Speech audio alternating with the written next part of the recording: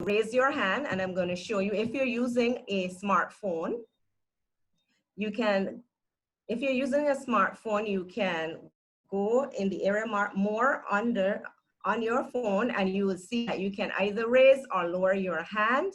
If you are on a laptop, you can click on the participants section, and you will see raise hand there in the corner. Now, for this meeting, our presenter has indicated that she will take questions as you have them. So once you raise your hand, we will pause and we will take your question as we go along this session.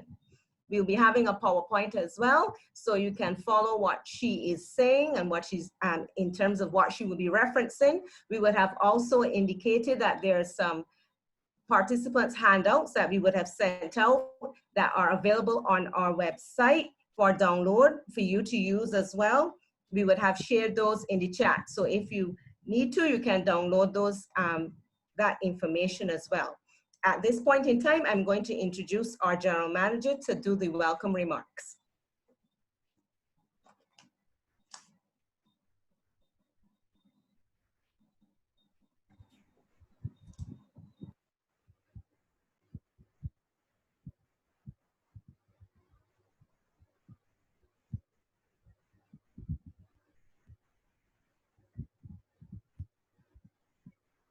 Good evening to the President, Sister Noveline Brewster, and to the Board of Directors, Chairman and members of the Supervisory and Credit Committees, management staff, ladies and gentlemen.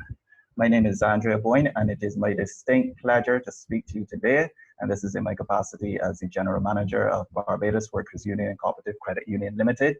And I want to take this opportunity to welcome each and all of you to this, our second in our series of member education webinars. Now, if COVID has taught us anything, it is that we need to make sure that we are always able to adapt, we're always able to change, that we can make adjustments to ourselves, and that we can make those changes that we need to make in our lives wherever possible to exist with this new norm, whether that be temporarily or permanently. And regardless of what that is, we must have the ability to adapt. Adapting in itself is not easy. It takes planning, it takes commitment, it takes resilience to weather any storm and to come up on top in the end. Now, in today's session, we'll be looking at budgeting. This is a technique that requires much of the same attributes, and hence why today's topic is appropriately entitled Saving Strategies, Easy Concept, but as we know, Difficult Reality. We know that creating or adjusting a budget to assist with reaching our financial goals sooner or to save money, it may seem simple, but it's not something that each and every one of us can just wake up and achieve. And another thing that I can reassure you of is that the Barbados Workers Union Cooperative Credit Union Limited, we are here for you. And we're not just here for you as our members, but as our family. I reassure you that we have unwavering commitment and dedication to help you achieve those goals. And we want to help you see your way through these challenging times. And this is the reason why we introduce new products and services to make it easier for you to conduct business with us. This is the reason why we implement new technologies. We recently updated our online banking service as well as our mobile banking service, whereby you can now do transfers to other members in the credit union, whereby even if you don't already have the service, it is very simple for you to just go online and sign up for this service without even having to step foot into the credit union. So we're trying to employ as much technology as possible to make your lives as easy as possible and to keep all of you safe. And this is also the reason why we're doing sessions like this. We want to also provide you with the tools that you would need to help you to weather this storm. And I also realize that we have some participants who are not members of the credit union as yet, and we welcome you as well. Because as much as I continue to mention the commitment that we have for our members, we are also committed to Barbadian society as a whole. So we have a responsibility not only to our members, but we have responsibility to the entire Barbadian society and ensuring that there's a betterment in that society. And this is why we're glad to have you with us. We hope that we will see you in the other sessions that we'll be having. And we hope that you will kind of formalize that relationship with us by joining the credit union. Joining Barbados Workers Union Credit Union is easy, just 2 forms of valid picture identification, as well as 1 form of proof of address the minimum balance of $100, and you can easily become a member and benefit from the suite of products and services that we have available to make your life easier and to get you from point A to point B. And so at this time, it gives me great pleasure to introduce you to our facilitator for the evening, here to share her wealth of knowledge on the topic, saving strategies, easy concept, but difficult reality. And her name is Krystle Howell. Krystle is an internal auditor with 15 years of internal and external audit experience. Now that is having worked with both Sagicor General, as well as Ernst & Young. She's a training facilitator for the Institute of Internal Auditors Barbados chapter, and a member of the Institute of Chartered Accountants of Barbados, the Communications Committee, the Integrity Group of Barbados, and the Thorne Commission on Local Governance under the Ministry of People Empowerment and Elder Affairs. Krystle has been the driving force behind awareness concerning key issues related to the Barbados Auditor General's report and several hot topics with expert guests, speakers, and government ministers.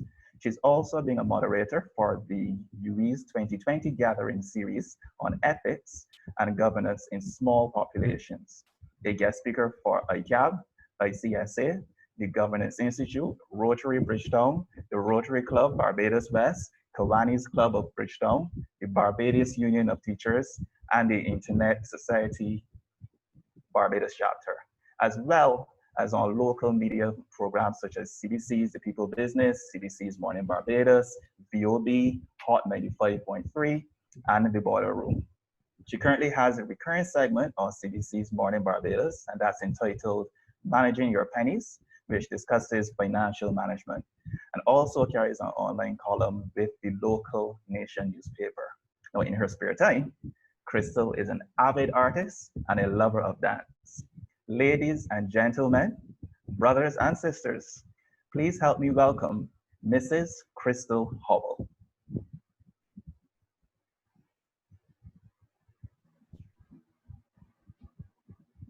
Good evening, everyone. I hope that you are having a great and wonderful rainy evening and you're ready to learn all about saving and managing your money. It gives me great pleasure to be here with you today to talk about the importance of developing strategies to save money. And it may seem difficult, if not impossible sometimes, but it can be done. And I want to reassure you, it is quite okay if you are coming in with zero knowledge of how to save, how to budget, how to manage your finances, because it's not something that's always taught at school. And we sometimes leave and go into the adult world without having these requisite skills. But we are here today to make sure that we rectify that you will leave here having at least a basic understanding of what you will need to do to save. We have about an hour or so together today. And if you have any questions, as would have been mentioned before, please feel free to drop them in the chat or to raise your hand. This is a session that's presented by the Chartered Professional Accountants of Canada, of which I am a member. And we work with a number of businesses to make sure that they stay honest and successful.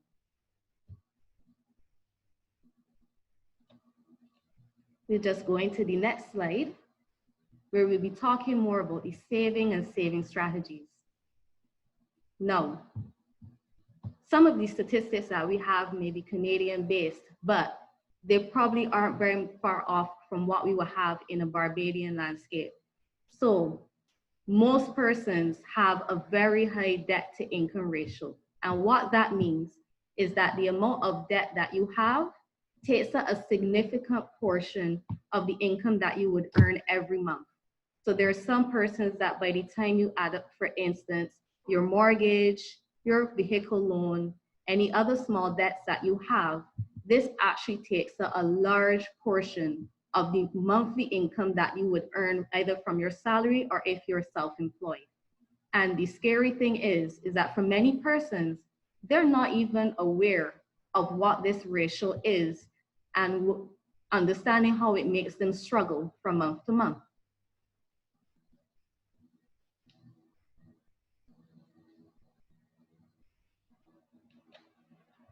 Going to the next slide.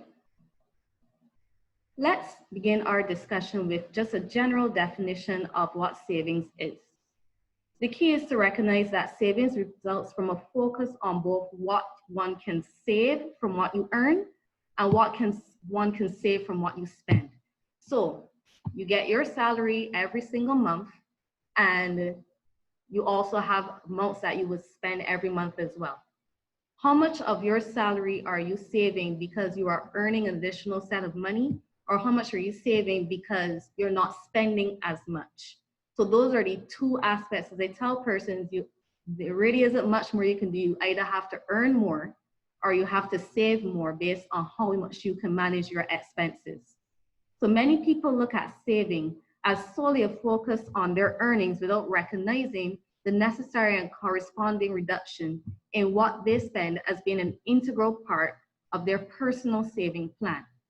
For example, if you decide to save $200 per month and you're currently not saving anything, which means that you're spending what you earn, and assuming no increase in income, the saving can only be accomplished through a reduction in spending. For example, an automatic saving of $200 from your paycheck must be accompanied by a reduction in spending, or else the individual is incurring debts such as using their credit card or their line of credit.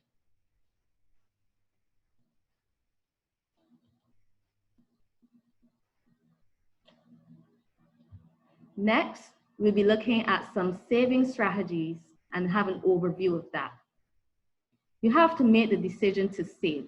It is a mindset. I tell people all the time, we sometimes have these ideas about ourselves that we're going to wake up with this go-get-em attitude and we're going to be able to do all the things that we weren't going to do yesterday. So you're going to go and run a marathon, you're going to be able to stop eating all of that junk food, you're going to be able to save way better than you did 5, 10, or even 15 minutes ago, 15 years ago, 15 months ago. It doesn't happen. Like everything else, it is a habit. And for some persons, they're able to go into the habit cold turkey. You just wake up with that drive. But for some of us, it is small steps that you have to take to be able to build a habit that will last a lifetime. And we always have this kind of defeatist mentality where we either get this large target accomplished or we do nothing at all. So one example I like to use is when persons are trying to cut down on the amount of sugar that they use. And you decide you're going to stop using sugar immediately, never going to use it again. After a while, your body is going to retaliate. If you can even get past the shock of going from having your food or your beverages sweetened to having absolutely no flavor at all. However, for many of us, we've learned if we take just a little bit of sugar out every single day or every single week, eventually you would get down to the amount that you would consider to be acceptable. So it's to apply that same mindset for many of us to saving. It is not a matter of you having to say, I'm going to save $1,000 every month when you've barely been able to save 20. Start small. Look at the small ways in which you can save a bit here and save a bit there. And as you get accustomed to that amount that you've saved, then you can move on to larger increments until you can reach your target. Rome wasn't built in a day, and your saving mindset would not be built in a day either. If it helps, you can work with someone that you know and trust, for instance, a financially savvy friend or a family member or a financial planner. You have to understand your spending habits and track your spending for a week. I strongly encourage this because we have in our minds how much it is that we spend every day or every week or every month, but it's not until you start to document it that you begin to see all the little things, because you remember the big spends. You remember if you bought a computer. You remember if you would have purchased a new security system, but you don't remember that you would have purchased some vegetables here, or you would have bought a sweet bread there, or you would have done all of these other little things that seem like nothing at the time.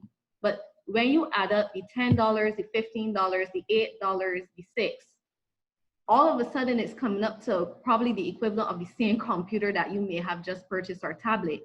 And then we will begin to understand why it is.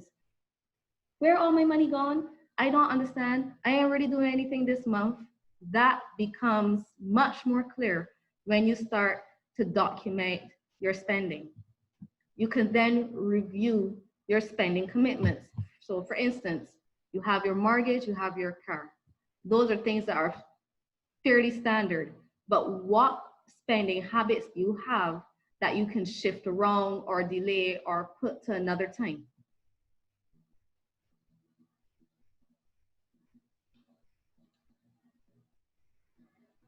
There's some specific saving strategies that we'd like to get into. So one of the first and very important things that we always talk about is paying yourself first.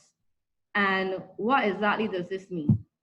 For me and for many persons that have developed strong saving habits, as soon as you receive your salary in your bank account, you decide that you're going to take up this amount and you're going to put it towards your savings, whatever form or instrument that may be. So you may have a traditional bank account and you decide every single month, I am going to take $500 and I'm going to deposit it onto the Barbados Workers Union account, because that's the account where I am going to focus on spending and I am not going to touch that money. Everything else that you have left back is what you will use to make sure that you will be able to survive for the rest of the month. So there are some powerful advertising forces in society that encourage you to spend, which means that the success or failure of your decisions to save will depend upon your commitment to change. This is critical behavioral change that requires you to commit, not just want, not just choose, but to commit to change. Success demands 100% commitment. As with any other major decision, it is much easier to change if you work with someone you know and trust. This person can be someone in a similar position to you, and you can support each other in your goals. So there are many persons, you will see them going around the gymnasium, and they're going around in pairs because you know just having that person there next to you is enough motivation for you to go that extra lap or to work that much harder than if you had to go there by yourself, where you might go and do one lap around the gymnasium and they say, no, I'm done with this. I'm going home, because you got tired and you don't have that motivation, that self-motivation to get yourself going. Krystle? Hi. Hi, I have a question for you. Go ahead. Right. You know, you were talking previously about writing down your expenses and whatnot. Is there any specific way in which you're supposed to write down those expenses? Or do you have any ideas that you can share? Well, one of the participant materials that I would have given out includes a very, very fancy budget spreadsheet that was prepared by a very good friend of mine, Nikita Gibson. She's an actuary, very brilliant woman. And this budget, which we will go into at the end of this session, because I'll pull it up so that you can have an example of how you're going to be filling these things out, and it will be presented on the screen as well. Okay. Exactly how you can go about documenting and budgeting your expenses.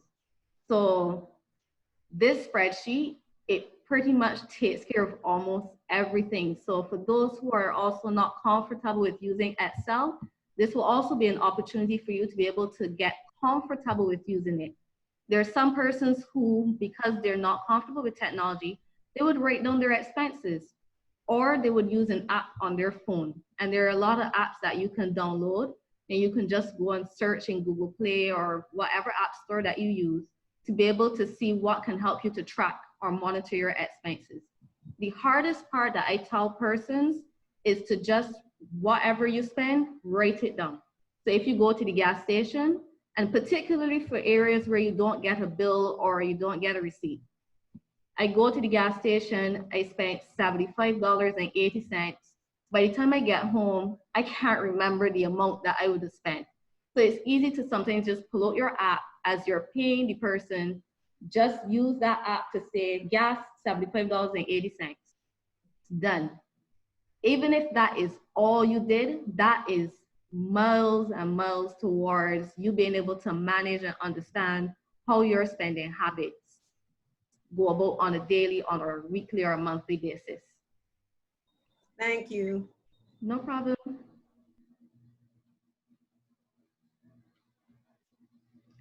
So the classic spending example is the person who discovers that they spend $5 a day on a latte. I don't know why we always attack the lattes. The coffee people are probably very upset.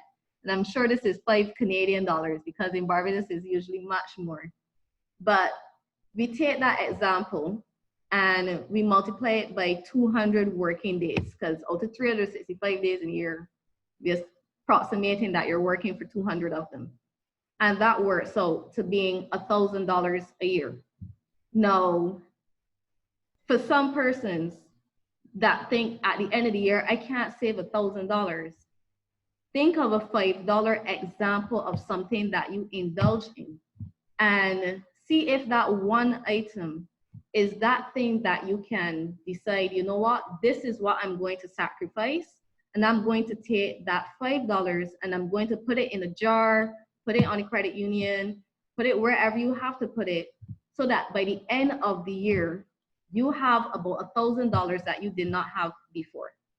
And I'm sure for most persons, $5 is something you can start with. Hopefully your situation is not so bad that you cannot start with $5. And if your situation is like that, we will deal with that in a later segment in terms of, remember the equation, you're either going to save more or you're going to earn more.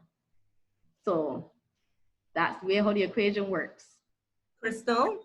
Yes, please. I got a question. Somebody was asking if there's any apps that you suggest based on, you were talking about pulling out your app and recording the information. Somebody was asking if there's any apps that you would recommend.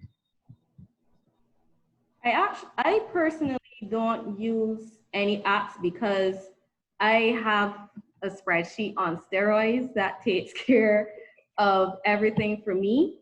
But let me see if I can remember. There are a couple like expense tracker apps, monthly budget planner apps. You look for the one that because one might work for me, but it may not work for you. So I look for the rating that seems a bit high, whether it's about 4 or more stars. I look to see how the interface looks for me and how comfortable I am being able to use it. But once you put in monthly tracking spending or spending tracker or tracking expenses or any of those searches in your app store, it's going to bring up something that you could be comfortable with. And most of them are very interactive and very useful to be able to help you to save. Thank you. So we're going to dive a bit more into paying yourself first. So the easiest strategy is the out of sight, out of mind basis. So even with regards to putting your funds on a credit union or anything to that effect, I prefer to use an option that makes it very difficult to be able to access that money so that you're not tempted to go back and take it up because it's accessible through an ATM or by online banking or anything like that. Because it forces you to sit down and think, do I really want to go through the trouble of driving down to the credit union to go and get this money because I really need a latte? And those kind of things help you to be able to determine as well too if what you have is a genuine need versus a frivolous want or desire. So remember, you would have paid yourself first. So you should have worked out from paying yourself first, how much is it that when you take this amount out, you're able to manage the remainder of your expenses.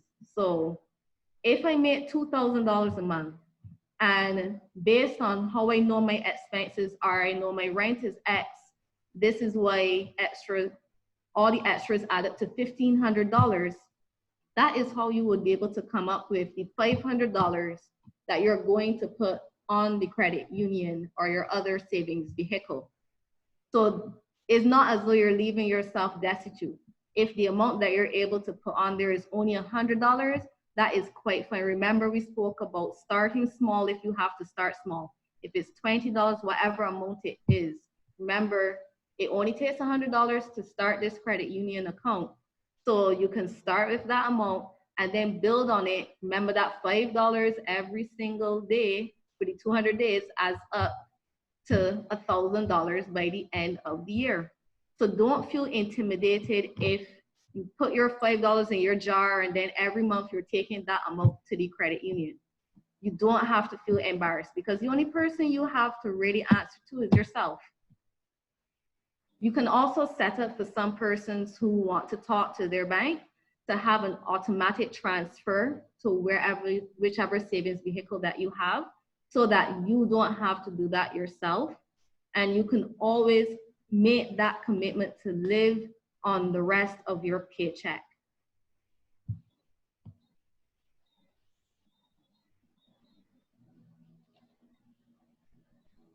So we're going to be looking a bit more into your saving success.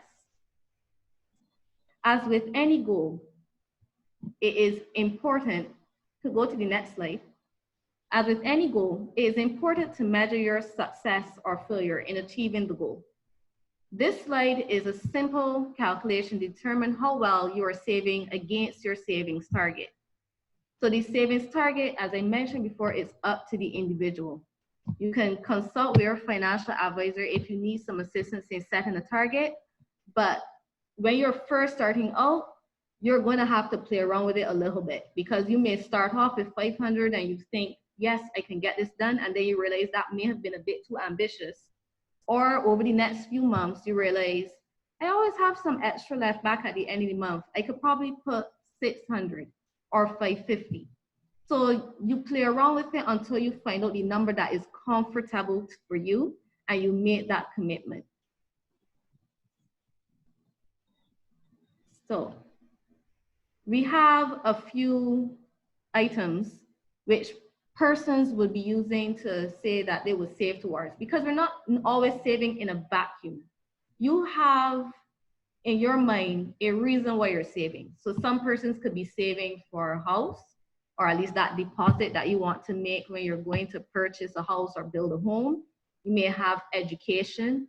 Some people may want to save for retirement, or you may have that crop over costume that you didn't get to buy this year, that you'll be saving to buy next year. But that's probably a terrible example, but yes, we all have goals that we will be saving towards. And especially when it has to do with education and even having your own business, because some of us may decide, from what I mentioned before, I can't seem to save enough at the end of the month. My expenses are always exceeding my income, or I'm always struggling, or I have to be using credit cards or debt or some other form to prop me up. My mother always has to lend me money. Somebody always has to lend me money. This can't go on. So you may decide that you have to seriously start looking towards how you're going to get a handle on these things so that you can get yourself out of this hole.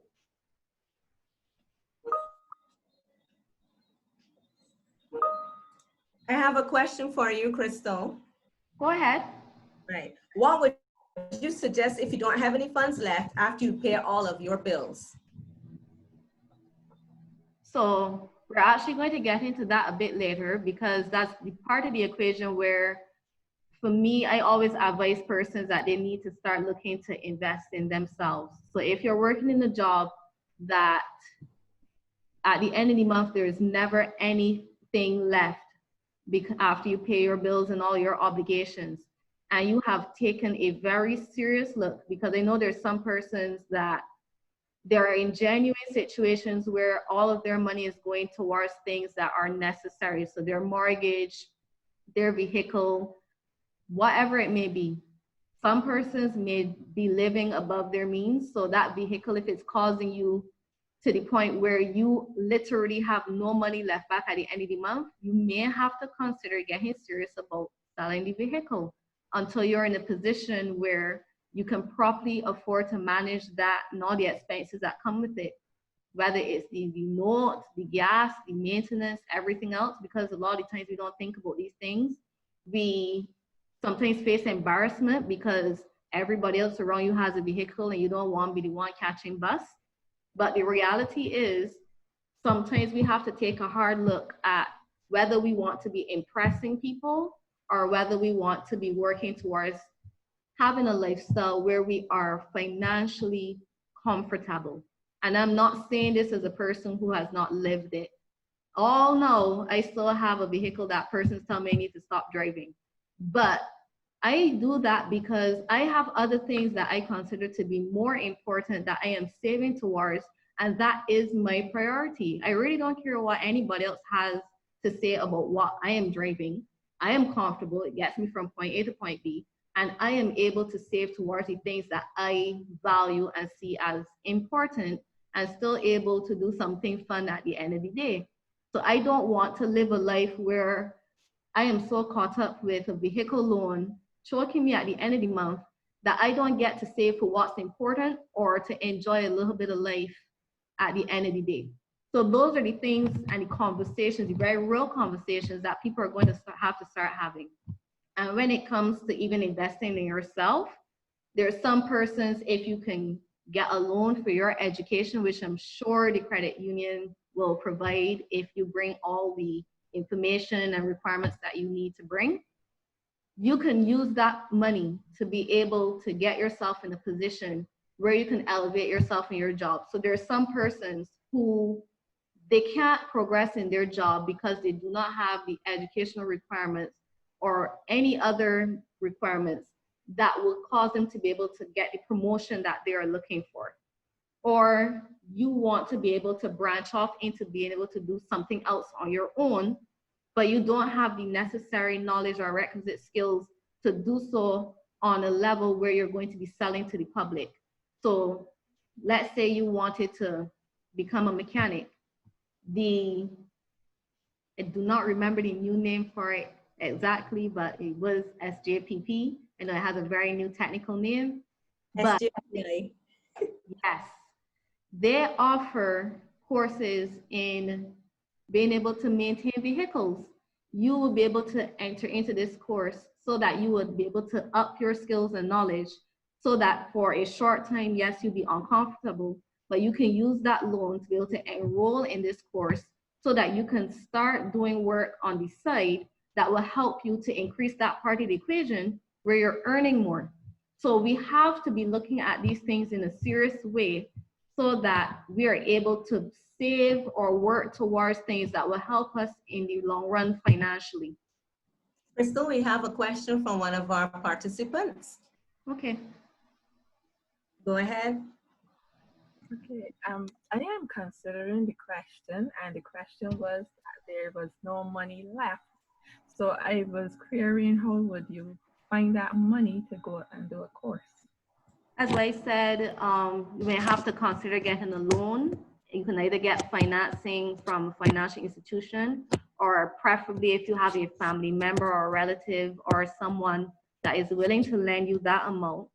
You also have the student revolving loan fund, depending on where it is that you would like to go and have that education. Or you have, there are persons who are institutions that will offer grants depending on what area it is that you're looking into. So you're going to have to do a bit of homework or a bit of effort to be able to find that source. It's not going to just come to you lying down. You're going to have to put in that groundwork. So I know persons who've applied for grants. They go online, they look, or they go to the Small Business Association, they go to these different places, and they try to find out, how can I get some financing so that I can get this idea off the ground? And those kind of institutions would also give you guidance on what requirements you would have to have in place. Will help you to be able to develop your business plans. The same credit union will be able to tell you what requirements you need to bring to be able to obtain this loan or financing. You can then use these channels to be able to get the funds that you need to get you to the next level.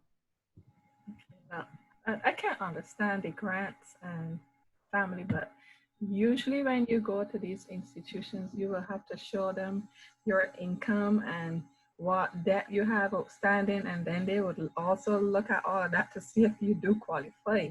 So a Yeah. person like that, to me, I'm not sure if they will qualify because they're already using up all the funds that they have, and they would not be in a position to pay back a loan. If you are in a position where you are so highly leveraged that your debts significantly exceed, you may want to consider having a consolidated loan, because it sounds like you might have multiple debts that have gotten you to that point. So your credit card, very likely, because if you would have gotten a loan, you would not have gotten another one if you were already highly leveraged. But with credit card debt, that usually is what would put you over the edge for many persons in terms of being able to obtain additional financing. So you may want to talk about consolidating your debt so that, again, especially if it's credit card debt, you don't have that high interest rate attacking you when the month comes. Because when you have an outstanding credit card balance, the interest rate for that tends to be much higher than most other loans. So you may want to look at that first. The other thing is that if you are in that position, you are going to have to slam some pavement and get out there to try to find other opportunities and alternatives where you can obtain that financing. And hopefully you are not the kind of person that burns so many bridges that you can't have someone lend you a bit of money so that you can help to ease your situation. You will also have to look into what is it that you can do with your hands, or what small business is it that you can do that will not require a significant investment.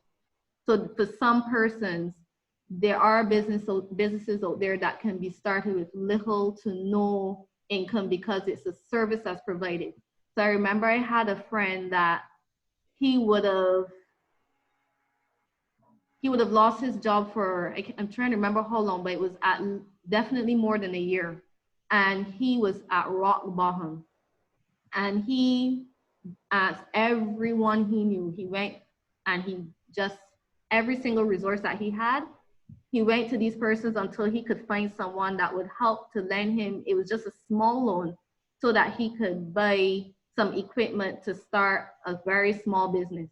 And off of that very small start, it really was not a large set of money. He now has a thriving business that is supporting him and his family. And we always think that we have to start big or we have to start grand. That business was not a very technical business. It was very focused on a service and what he had to offer. He only needed a small amount of capital to start. But there are going to be times where you're going to have to go through some difficulties before you get there. Unfortunately, I do not have the magic answer that's going to get you out of a mountain of debt that you would have accumulated over years. The same way it took you years or a long time to get into that debt, it is going to take you some time. You're not going to snap your fingers and get out of it. It's going to take you some time and some changes in some very bad habits to get you out of it. Because the reality is you will have to acknowledge that there are some bad habits that would have gotten you to that point, and there's no shame in admitting that. No, I want to emphasize that. The only shame would be in if you don't change those bad habits. So take a hard look, examine. Again, if you have any specific questions that you'd want to ask that you don't feel comfortable asking in the chat, we can always take the conversation offline, because I don't want you to walk away feeling as though your specific queries were answered, but I don't want to have all your personal information shared with the general public. So we can also have that discussion offline as well. But definitely it sounds like a person who's in that position is going to have to take a serious look at some of the habits they have that they're going to have to change going forward. Thank you. So going on to the next.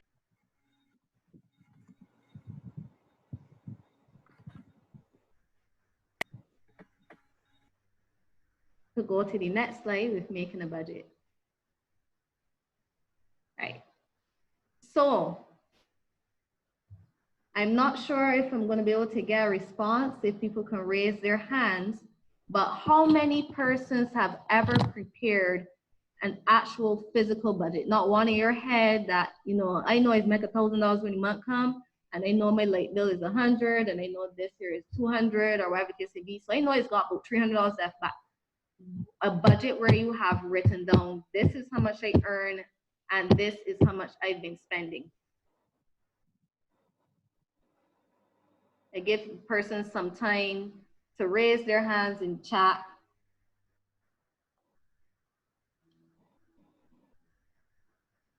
I am only seeing, am I seeing any hands at all? Yes, there are a lot of hands, Krystle. Okay, good. So that's a good start. And that's what I wanted to see, because it's great to know that there are persons who are out there who are writing it down. So if you can look into your participant materials, I'd like you to pull up the Excel spreadsheet with the budget attached.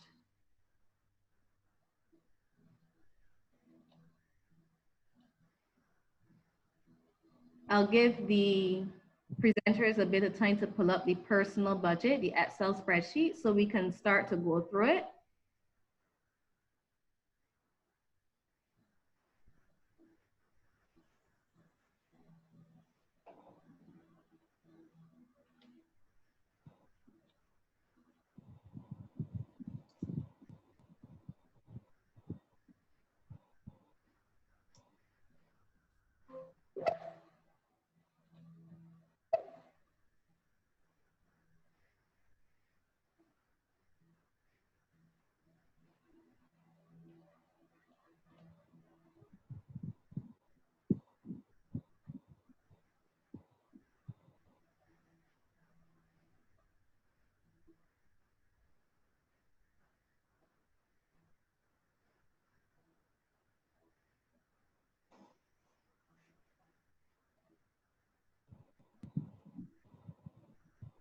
There we go. So this spreadsheet that has been prepared, as I said, if you've never used Excel before, this will help a lot because it's been pre-populated with the information that you would need. So the first thing you will look at, if you've never used Excel before, you have your columns, which have the letters at the top. And then you have your rows, which have the numbers on the left-hand side. So this is how you would identify a cell.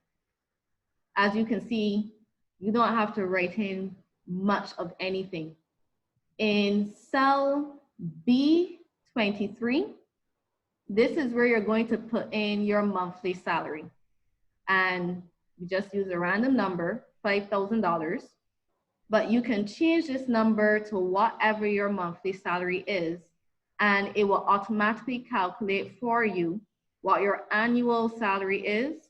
You will then have automatic calculations for your NAS and your income tax, which are your statutory deductions, which you will see on your pay slip every week or every month. So if you want to, you can change the 5,000 and you'll be able to see that it gives a different result in columns K and L. So yes.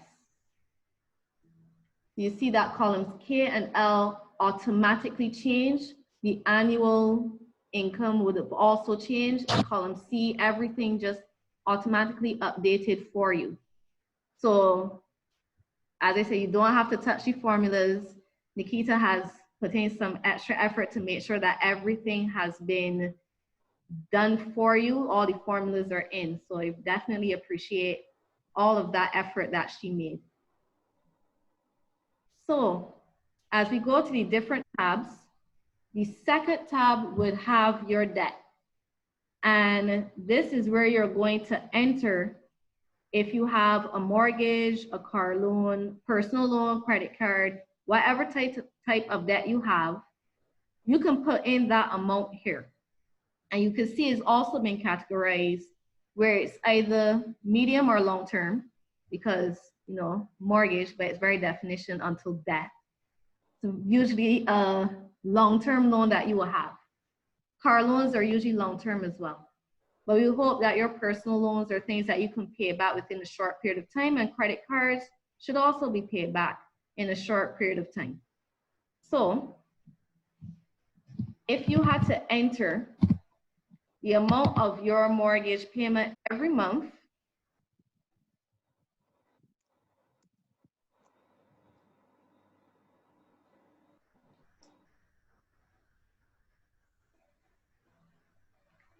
you'll be able to then use this to be able to see what your total, so you can enter your mortgage, you can enter your car loan, you can enter your personal loans, and it will add up in column H to show you what your total medium and long-term debt would be. You can also enter amount into column D or E, and then this total will update in your spreadsheet, and you will have what your total debt would be. You can also see that there's included in here gym, car insurance, health insurance, home insurance, doctor's visit, hair, nails. I think that almost everything you can think of. And if, for instance, you don't have a nails budget, you have a, you know, driving around town budget, you can update the headers to suit what would be your expenses.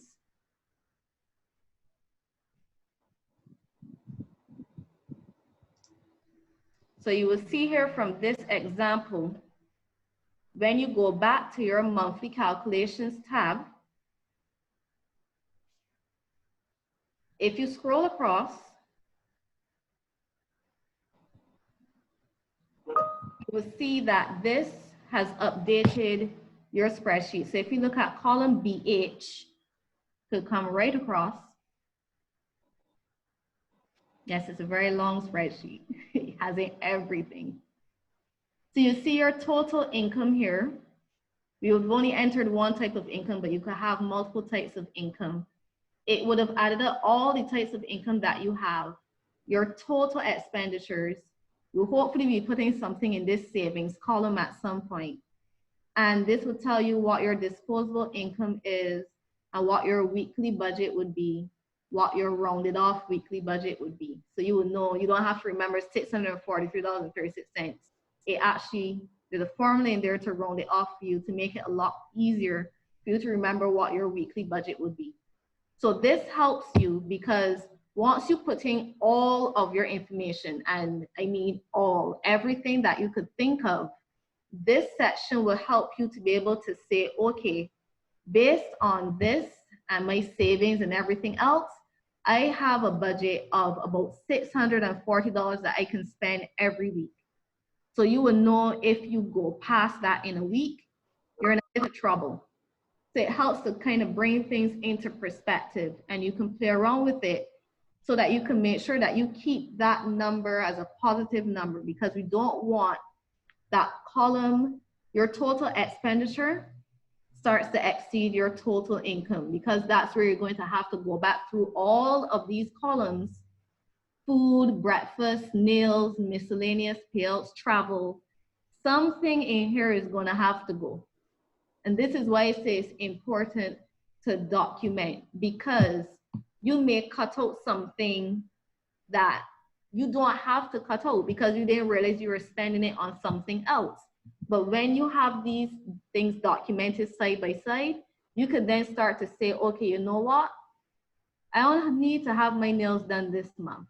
If I skip that, I can then make sure that my weekly budget looks pretty decent. And I've had persons, even when we were going through on Morning Barbados, and you look at the Facebook comments, people that should know better, they don't even realize, because they haven't been writing it down, oh my goodness, I really should not have been going out there and buying lunch every single day. I could really have gone and bought something and made a meal. COVID forced us to have to become chefs. Use those skills, or use some YouTube to improve those skills so that you could do a bit more home cooking. And even when I was growing up, there's a lot of focus on making sure that you try to eat healthy because you're trying to avoid eating foods that will make you sick, because then you don't want to have to be at the doctor all the time because you're eating things that would cause your underlying conditions to act up. All of those are things you have to start thinking about, because you don't want to cut corners in one way and then you have to pay for it later with doctor's visits or having to go and have your chest examined because all of a sudden your asthma is acting up. All of those are things we have to think about as well too. So I know in saving persons may say, okay, I'm not gonna include vegetables, or I'm gonna cut this out and just stick with eating bakes for the whole week. But you may save in that way because obviously flour, sugar, salt, water is cheap, but then it might cause other problems later on down that cause you to spend more than if you had added maybe a few vegetables to that diet so that you can be able to make sure that you don't get sick. Krystle, I have a question. Go ahead. Right. For persons debating mortgage with all the responsibilities that go with it versus renting, what advice would you give? And also, how do you suggest navigating rising costs, especially with groceries? So it's a two-pronged. So I'll give you the first one first again. Mm-hmm. For persons debating ownership via mortgage with all the responsibilities that go with it versus renting, what advice would you give? Okay. First, I will let persons know that I am a homeowner. So I do understand the difficulties, especially transitioning from, I was renting, and when you start that process, you do not, a lot of persons don't often think about the renting and also paying a mortgage at the same time, because until your house is complete, let me backtrack a little bit. I was building as opposed to buying a house straight out. So when you are in the building process, until your house is complete, you're paying a mortgage and you're paying bridging, which means you're only paying interest until that house is completed and all the requirements that the financial institution gives you have been completed, and they say, fine, you can now come off of bridging. You're stuck with bridging and renting at the same time, which is a humongous financial commitment. And to be brutally honest, I lived a very, very, very frugal life during that time period. And you have to know if you have that level of commitment. And there are a lot of different factors. I would say owning a home is very fulfilling, but it is not necessary for everybody in these particular times, only because the income and the mortgages that our parents or even our grandparents would have had, it is not the same proportion as it is now. So you would have heard that, oh, my grandmother had her own house by 30 and didn't have any mortgage or any debt, but her mortgage for that house and land would have been a lot less in proportion to the money that she was making than what we have to be dealing with now. And there are a lot of things that persons, and this is not to dissuade anybody, this is to make sure that you are fully aware of what is required so that you don't go into it feeling unprepared. So having that down payment, being prepared for the insurance that you're going to have to be paying, life insurance, house insurance, all risk insurance, these are things that you're going to have to think about. You're going to have to budget for being able to manage rent and mortgage at the same time. You're going to, if you decided that you're going to buy straight out, fair enough. But if you're in that building process, whether you're going to have to be dealing with all of the, if you're going to have a contractor or if you're going to be dealing with persons on your own, whether it's the electrician, the plumber, the everything else. So it's an emotional commitment as well. I would say you will have to know your particular circumstances and what you can financially afford to do and emotionally, because it's also a time commitment as well. So there are many times you'll be at work and you will get a phone call that somebody needs this and somebody needs that. How much flexibility do you have with your job to be able to say, okay, I have to leave and go and deal with this and come back? What are the expectations if you do something like that? These are the small things, and this is literally an entire other segment that you can get into to discuss all the different things you should be considering if you're going to have a mortgage versus renting. I have friends who have made the decision that they're never going to buy a house because they don't want to have that financial commitment, the maintenance that you're going to have even before the house is finished. And I am sure that there are persons that can raise their hands and say they're paying a mortgage and they're also paying maintenance. They're repairing things for a house that's just finished. And sometimes those repairs are not cheap. It's a lot to consider. I do have a session that goes into it a bit more on my YouTube channel, which is Krystle's Corner. So I would encourage you to go over there. But if the Workers Union would also like me to do a segment that goes more into detail about the considerations between renting and owning, this is not to convince anybody that they should only rent or to only own a house. This is so that you have the facts that you can make that decision for yourself, because there are a lot of pluses to owning your own home and having that security and that peace of mind that this is yours. And, you know, when you come home, nobody, other than if you stop paying your mortgage and the financial institution does something about that, outside of that, this is yours. Nobody can put you out of it. And there is no value that you can place on that. You're the only person that can determine how much that means for you, especially if you have children, you like to have something to leave for them so that when they're older, they have something that they can call their own instead of having to start from scratch. There's some persons that find value in that as well. So lots of things to consider. You have the second question. You have a couple, actually you have a couple here. You got a few that are backed up, so let's go.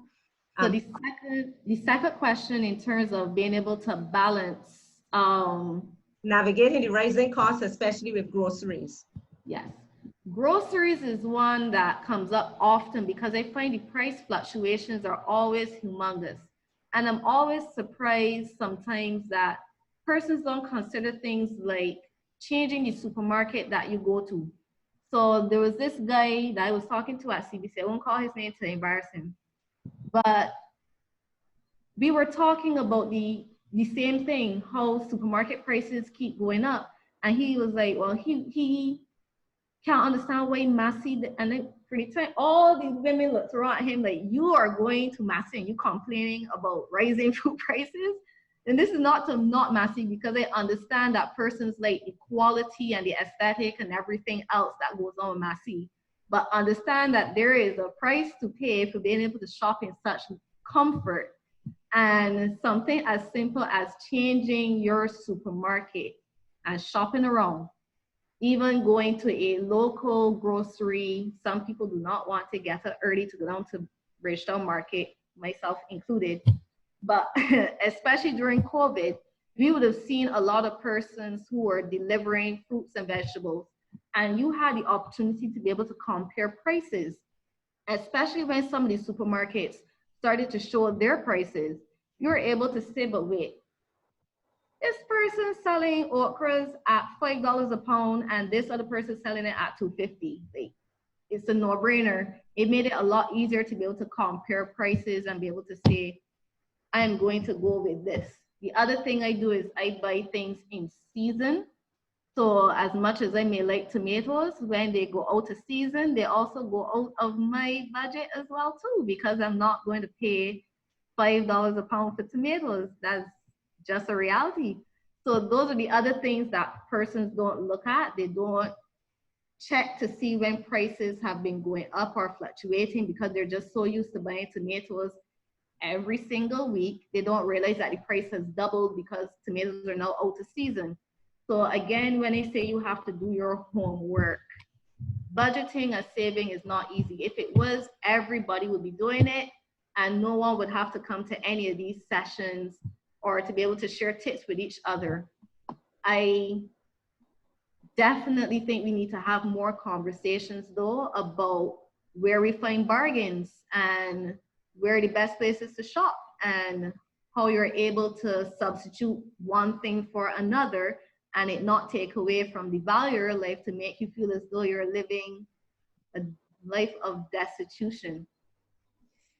Your other question is disposable income. Mm-hmm. Yes, the question is, what is disposable income? Oh, sorry. Okay. So disposable income, very simple terms.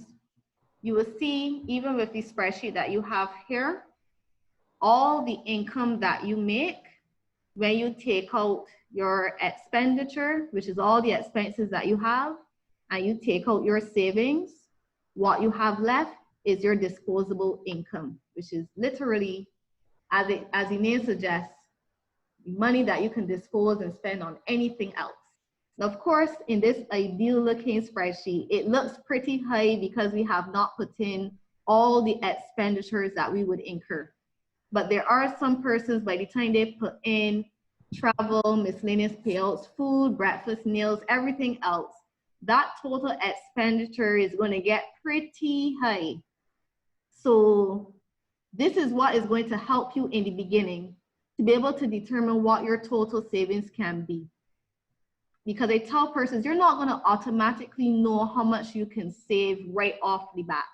You have to consistently be tracking your income and your expenditure so that when you look at your disposable income, you say, this is 12 months that I've been tracking this, and I could see that almost every single month I've been able to have about $100 in disposable income. This $100 is what you can then put into your savings column going forward to say, you know what, I am going to save this amount every month come hell or high water. It might bring your disposable income down to zero, but it just means that you're going to have to be very disciplined in sticking to whatever expenditures you have here, or you're going to have to go back through your spreadsheet, all of these different columns, to be able to see what it is I'm going to have to take out so that my disposable income does not come all the way down to zero, or worse yet, go into a negative number. That's where it starts to get scary. If you go into a negative number, you're going to have to definitely cut something in your expenditures, or you're going to have to find a way to increase your income by some reputable means. One would hope you would rely on something reputable to be able to boost up your income. Any other questions? Sorry. The other question I have is, how can this spreadsheet be modified to include sole traders whose gross monthly income vary every month? So when you go, if you go back to the very top of this spreadsheet,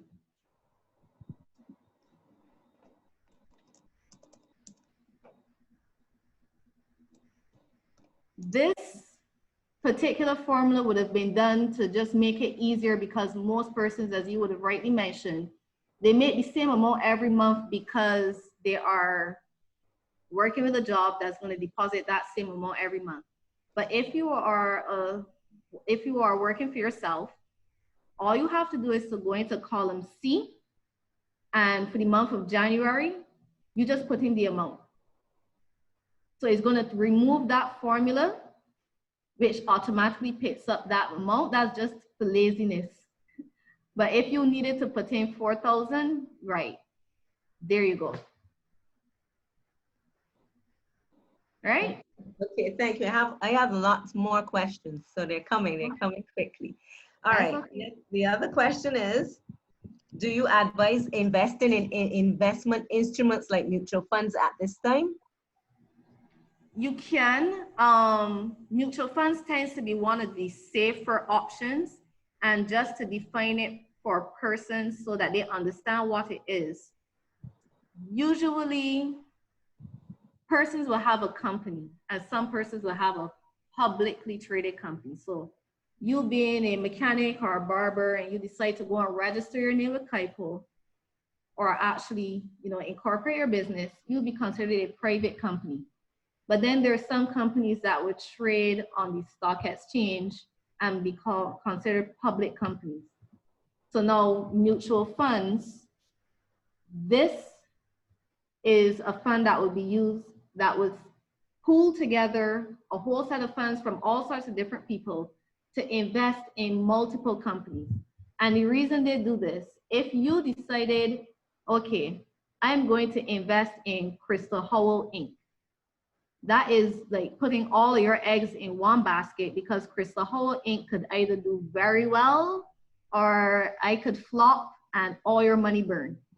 So the money you would have given to me to be able to say, let's hope that Krystle does well. You're crossing your fingers and then, oops, I don't do well. You've lost your investment. But with a mutual fund, the financial advisor is going to collect money from you and this person and that person and the third person and use all of that money to invest in a wide range of companies. And the likelihood of all of those companies failing is very slim. So that's why mutual funds is usually considered to be a safer investment option, because of the spreading of the risk. So mutual funds, usually, yes, they are considered to be a safe option, and you can contact, full disclosure, I do work at Sagicor, as was mentioned, but you can contact the Sagicor Asset Management Department, and they can walk you through the different type of saving funds that they have so that you can see which one is right for you, because they also have different types of mutual funds depending on how much risk you like. So there's some persons who don't like any risk at all. There's a mutual fund for you. There's some who are just right there in the middle. And there's some that are high risk takers because you're young. If you lose the money now, oh well, you have hopefully the rest of your life ahead of you. So get it back. So they have these different funds. And remember, the higher the risk, the higher the potential reward or loss. So it all depends on what you are willing to invest in. I'm sure, and Zandre, if you want to, you can jump in here to offer some of the options that Barbados Workers Union would have that persons can invest in as well. If Zandre has not fallen asleep on me.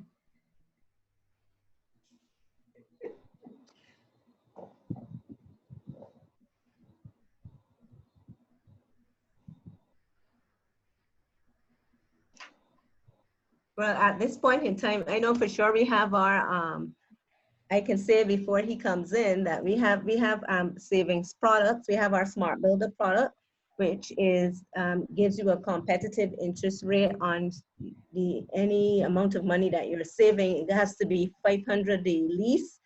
From 500 and up, you can open a Smart Builder. We have our RSP as well, that you can, for persons who are interested in savings towards their retirement.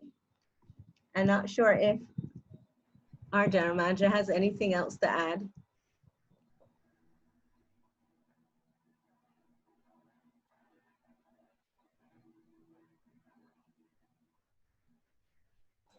But I think I've handled it. And you have, and we have a whole heap. So let's go. Let's go. That's fine. All right. Okay. The other question was, what is your what do you think about throwing a meeting turn? Is it a good idea? That's a very interesting question, because I personally have never done a meeting turn, but I do understand the value that some persons have in doing one. For me personally, I find the risk is that you never, even if you find persons that you trust, you never know what's going to happen in a person's circumstances where, and it does not even have to be a bad reason or bad intentions, but the person could lose the money, or they didn't deposit it properly, and or on their way to deposit it, they're robbed, or their child flushes it down the toilet. There's so many things that could happen. My mind just goes over all the things that could possibly go wrong. And there's very little recourse if something like that happens. So this is why I am personally a bit skeptical about meeting terms, but I do know many persons who have used them to be able to finance projects. So even someone asked earlier about if you have little to no money to start with a business venture or educational venture that you'd like to get into, and the bank has turned you down because you have too much debt.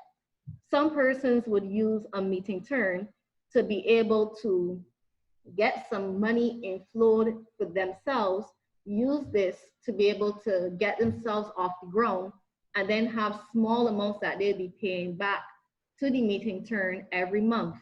So it does have its advantages and opportunities, especially for persons who've run out of other options to be able to get financing that they need to elevate themselves in life.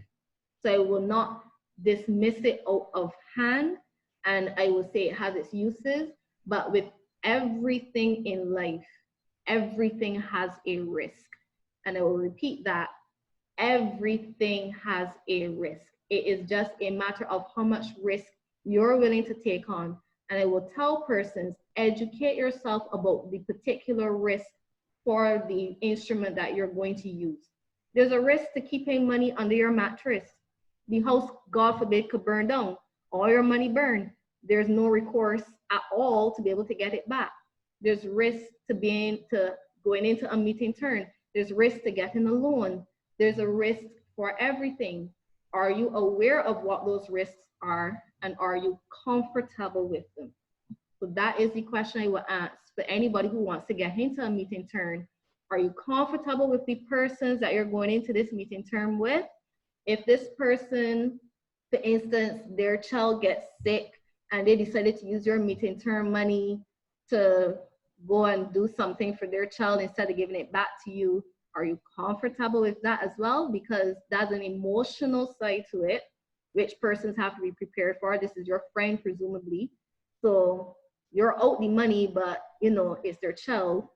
These are the kind of things and the kind of questions you have to ask. But it's not to discount the potential it has to help you in an avenue where you might not have many other options. All right, Krystle, another question. What is the average interest of your, I have a question on insurance, sorry. Regarding insurance, what basics should you have in place? And how do you know when you've covered all your areas?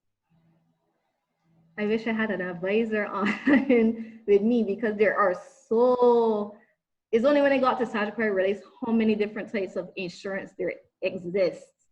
But for me, again, personally, and I would encourage anyone to contact a Sagicor advisor so that you can have what best suits you, because what I discussed may be what best suits Krystle, but then you have specific needs that would require a different type of insurance. So that's the first thing I would say up front. And contacting a Sagicor advisor does not cost any money, and there are a ton of them. So what I would also say too is that the first advisor you contact does not necessarily have to be the one you go with, because like any other relationship, you have to find a person that suits your personality. So there's some that are going to be very aggressive, and there's some that are going to be very compassionate. You look for the advisor that suits you and will give you the advice that best suits your circumstances. But for me personally, I would wish everybody had health insurance, especially persons who have a family, because health is one of those funny things where you can be good today and then you can get horrible news tomorrow. And usually the cost for health insurance, comparatively speaking, to give you that peace of mind, can be fit into the average person's budget. And you can have additional things added on to give you additional comfort, so they will work with the budget that you have. But what I would tell anybody, even if you do not use Sagicor, what I would tell anybody is that you have to make sure that this insurance you are getting suits your budget, it fits within your financial means, it does not put you in a position where you're experiencing hardships or difficulties. And you also have to understand what is it that you're going to get when something goes wrong, because it's nice to have persons selling you insurance and it sounds real pretty and everything else, but you don't want to wait until it's time for you to claim to then find out, oh, this wasn't covered or that wasn't covered and you thought it was, because that's where the difficulties come in. And sometimes you might not make a claim for years and you've been paying your insurance faithfully, and you think this is the time that I have to make a claim, and you did not realize your contract didn't include this or didn't include that. So for a house, for example, that's usually a good example. For many persons that get house insurance, people don't often realize there's a difference between house and contents insurance. So God forbid your house had to burn down. You go there now and you try to claim for all the furniture that burned up and all your nice fancy appliances and everything else, without realizing that you only had house insurance and they're only going to replace the value of the house that you insured. And that's another important part as well too, because your house you may have insured your house 30 years ago, and at the time you got insurance for $200,000. 30 years later, God forbid your house burns down, it's not going to cost $200,000 to replace your house, but that's what you're insured for. So the most that you are going to get back is $200,000 at most, once you take out all the deductibles and everything else. And that is not going to include your contents if you have not included contents insurance. So you now have to go and look for separate money for fridge, stove, washing machine, everything else that you have. So this is why I said there's no blanket statement I can give as to what insurance is best for you, but we can again have a conversation offline. I can give you a slew of advisors that you can have this discussion with, so that you can give your circumstances, whether you have family, you're married, you have children, you want to make sure that your health plan covers your children, and what is it that I can get from my budget. Do not be afraid to pepper the advisors and ask them, what is it that I am going to get if I have to make a claim? That has to be clear. Don't let anybody make you feel ashamed about asking those questions, because you're not expected to know. People make you feel as though you're supposed to know these things. You don't. Assume that you know nothing. Let them spell out everything for you, because you do not want that when it comes time to make a claim, you're out of pocket because you did not realize you didn't have a lot of things covered. All right? All right, thanks, Krystle. And at this point in time, I'm just going to say that at the BW Cooperative Credit Union, we also have our group medical plan that our members can join. And it is a very affordable plan. We offer single, couple, and family coverage. And it's also through Sagicor as well. So it's a very, it's a plan that we encourage persons, if you don't have a plan at your workplace, or if you are a sole trader or some person who's in business on their own and they can't afford to have it, they can join the credit union and they can join our group insurance plan as well. All right. Question, Lucy, what would be the cost for a person to join that group insurance plan? Well, for single coverage at the top of my head would be about 130, yeah, around 130 a month, right? Yes, please. Okay, and then you have for couples and family. And then family, yes. Right. So then that is something then you can look to work into your budget, and that's actually pretty great, because usually with some persons, getting individual health insurance is sometimes difficult, but usually when you have group insurance, there's some persons that a lot of I'm not trying to get persons to do anything underhanded, but there are certain benefits to being with a group plan. Sometimes it's cheaper than if you had to try to get individual health insurance. So for only $100, you can become a Barbados Workers Union member and be able to get onto a group insurance plan that will provide you with some peace of mind if something happens to yourself, your spouse, or your family dependents. So it's something to consider, especially with this membership.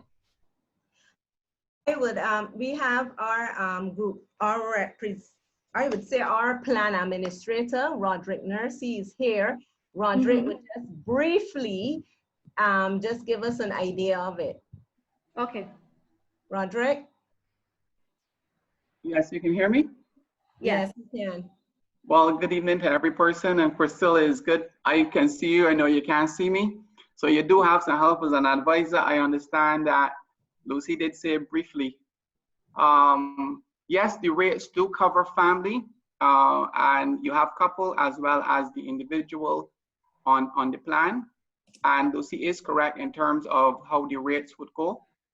The thing is that there's an application process, and at this time there is some underwriting, but you are correct in that there is an advantage definitely with the group plans.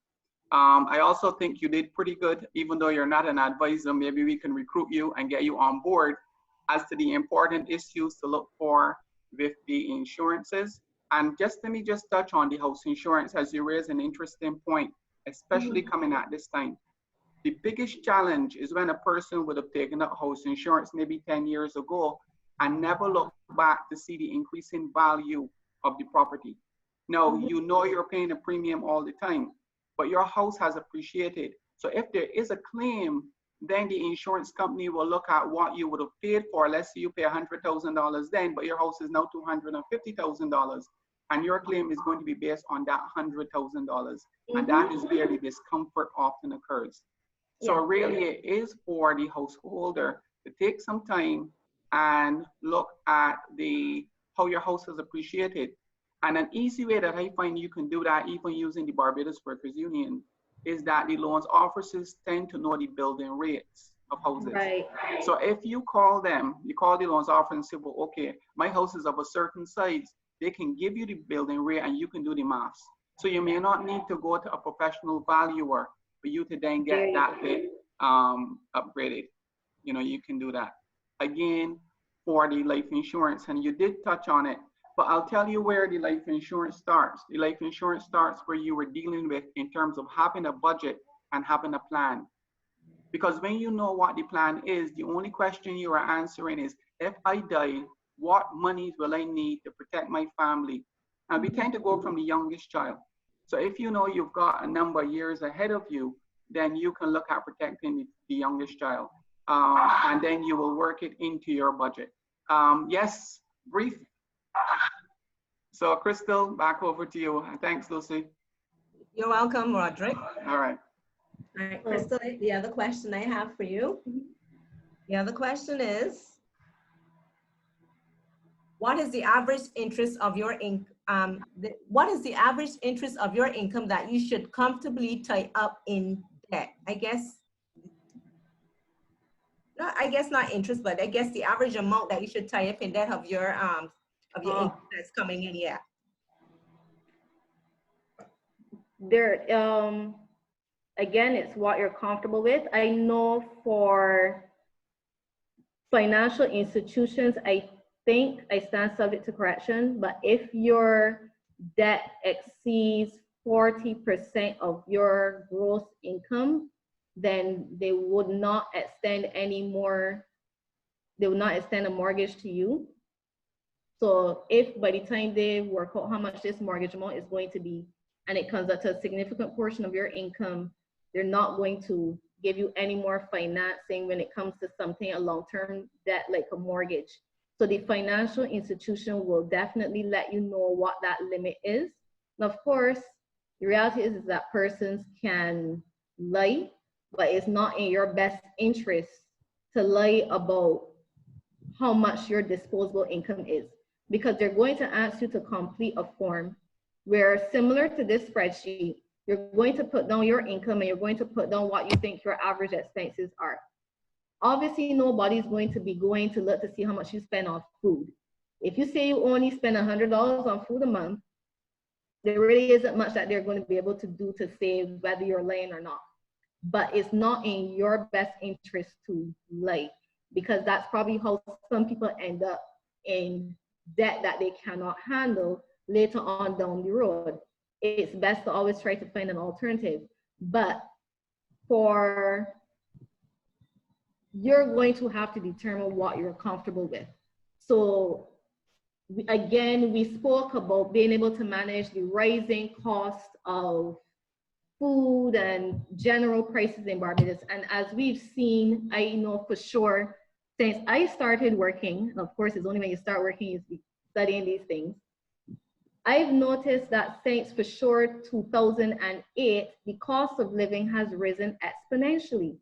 And when you have any kind of new tax or VAT or anything going up, the impact of it is permanent. Prices rarely come back down unless something significant happens to force back down prices. So I always tell persons, if you've established for yourself that this is your cutoff, go below that. So let's say, for instance, you go and you try to qualify for a loan, and they tell you, you qualify for a loan of X amount and it's going to cost you about, say, $500 when the month comes.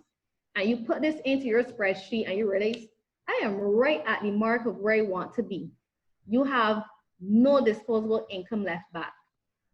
Are you comfortable with that? Because it means if prices increase, and we've seen that sometimes prices increase by a good set, you've put yourself in a position now where you are going to be massively juggling to manage that particular debt and the other expenses you have going on in your life.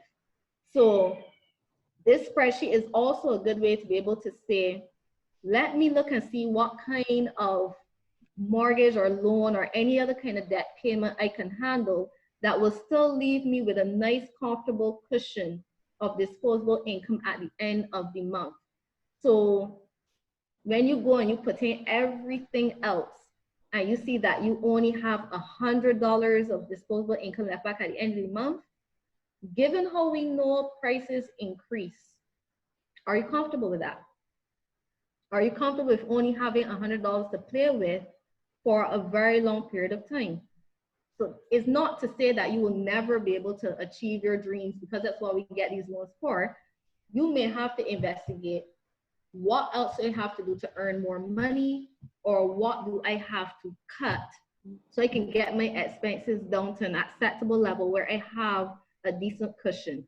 And this is, I need to give a little bit of background, because I don't want persons to feel as though I'm speaking from a place where, well, I always had money. I grew up extremely poor.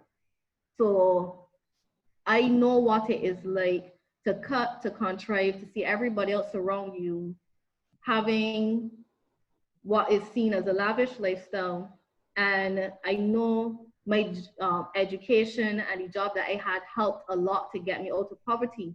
But I also know there are persons who have more than you, and they're not managing their finances properly. They're probably in more debt than persons who make a small amount of income when the month comes. So it's not even always about how much you make, but it's what you do with the income you have. I have been able to save money from the time I was very young, and I was able to use it. Thankfully, it was free at the time. But even with the free university education, you still had to pay guild fees and other fees and buy books and be able to get transportation to get to school and everything else. So the free is not always free. And I worked minimum wage jobs all throughout my college and university education so that I could be able to finance. And I know the juggling life. I couldn't buy every book.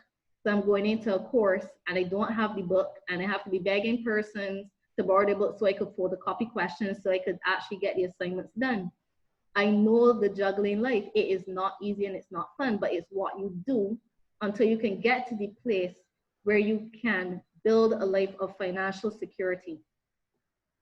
So that question, sorry, I wouldn't say there's a set percentage. I would say that you need to juggle with the numbers and be able to see what is comfortable for you.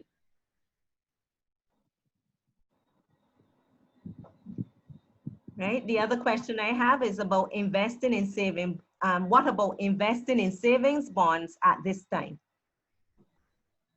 Do you mean the government savings bonds that are being offered to public servants specifically, or do you mean generally investing in savings bonds? The person did not go into specifics, but let us go with the fact, let's work with what the government is offering right now. Right. So I also have an hour-long video on my YouTube channel that discussed the government savings bonds, but I'll try to condense it a bit. As I said, with everything else, there's a risk for everything. So do not let anybody tell you anything is risk-free. But specifically to those bonds, what I liked about it, and which is what I was encouraging persons, was that there's an interest rate of 5%. That's pretty good. I don't want to, make anybody feel bad, but I'm telling you, if I was a public servant, I would definitely have been dropping some money into a bond that's giving me 5%. Added on top of that, the interest would be tax-free. There's no withholding tax on the interest that you earn on these bonds.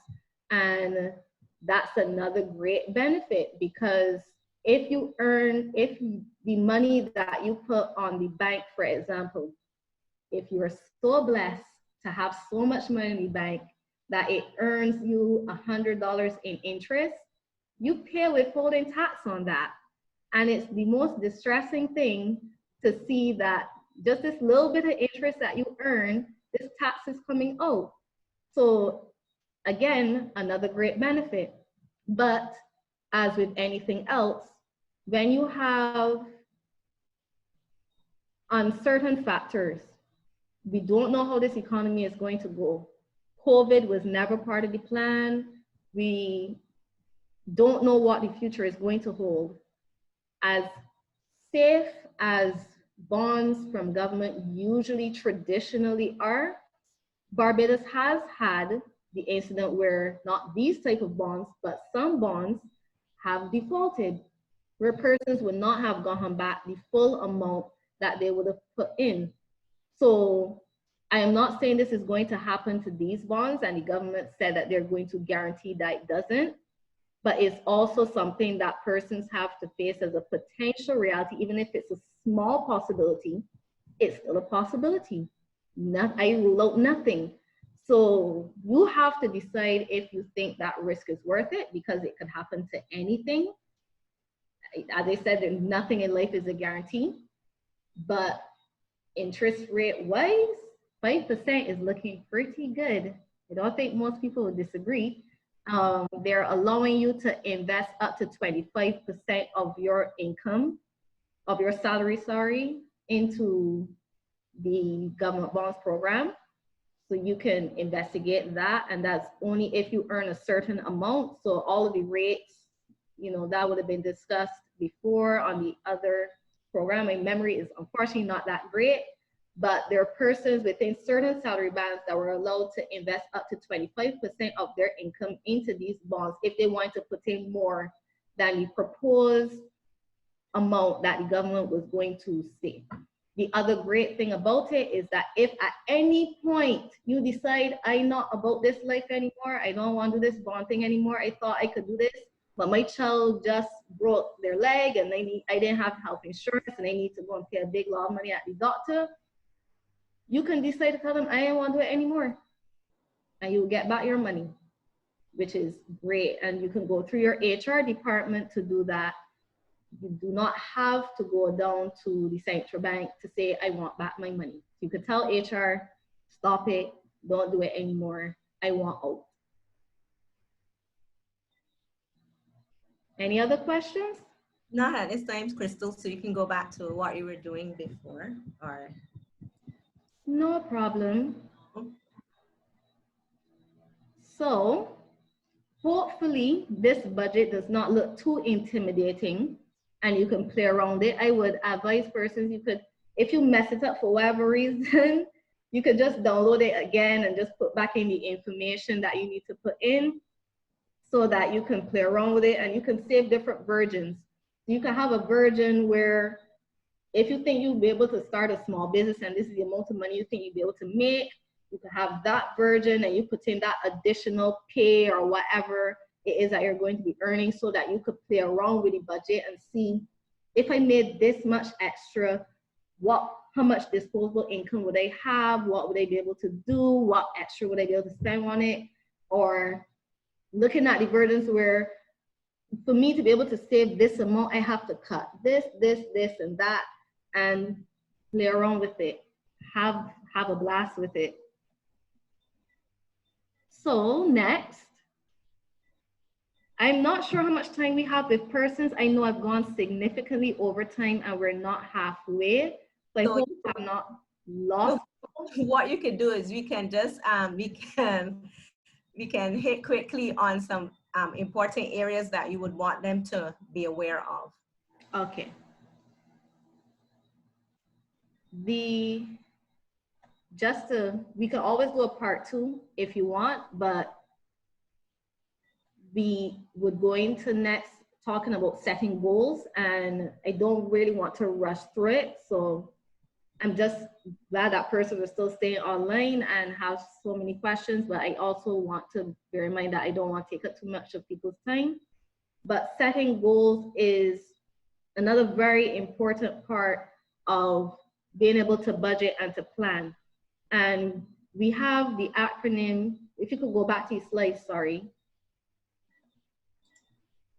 where we have the SMART goals. So the acronym for SMART stands for specific, measurable, attainable, realistic, and time frame. We have the example we use all the time is when you're exercising or you want to go on vacation. So people say, I just want to go and lose weight without being specific. How much weight do you want to lose? Do you want to lose 10 pounds, 20, 15? You have to be specific.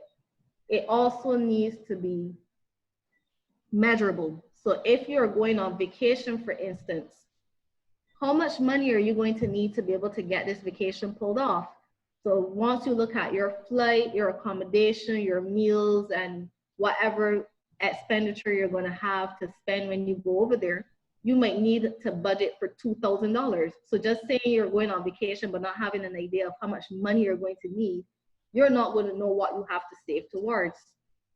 It also has to be attainable.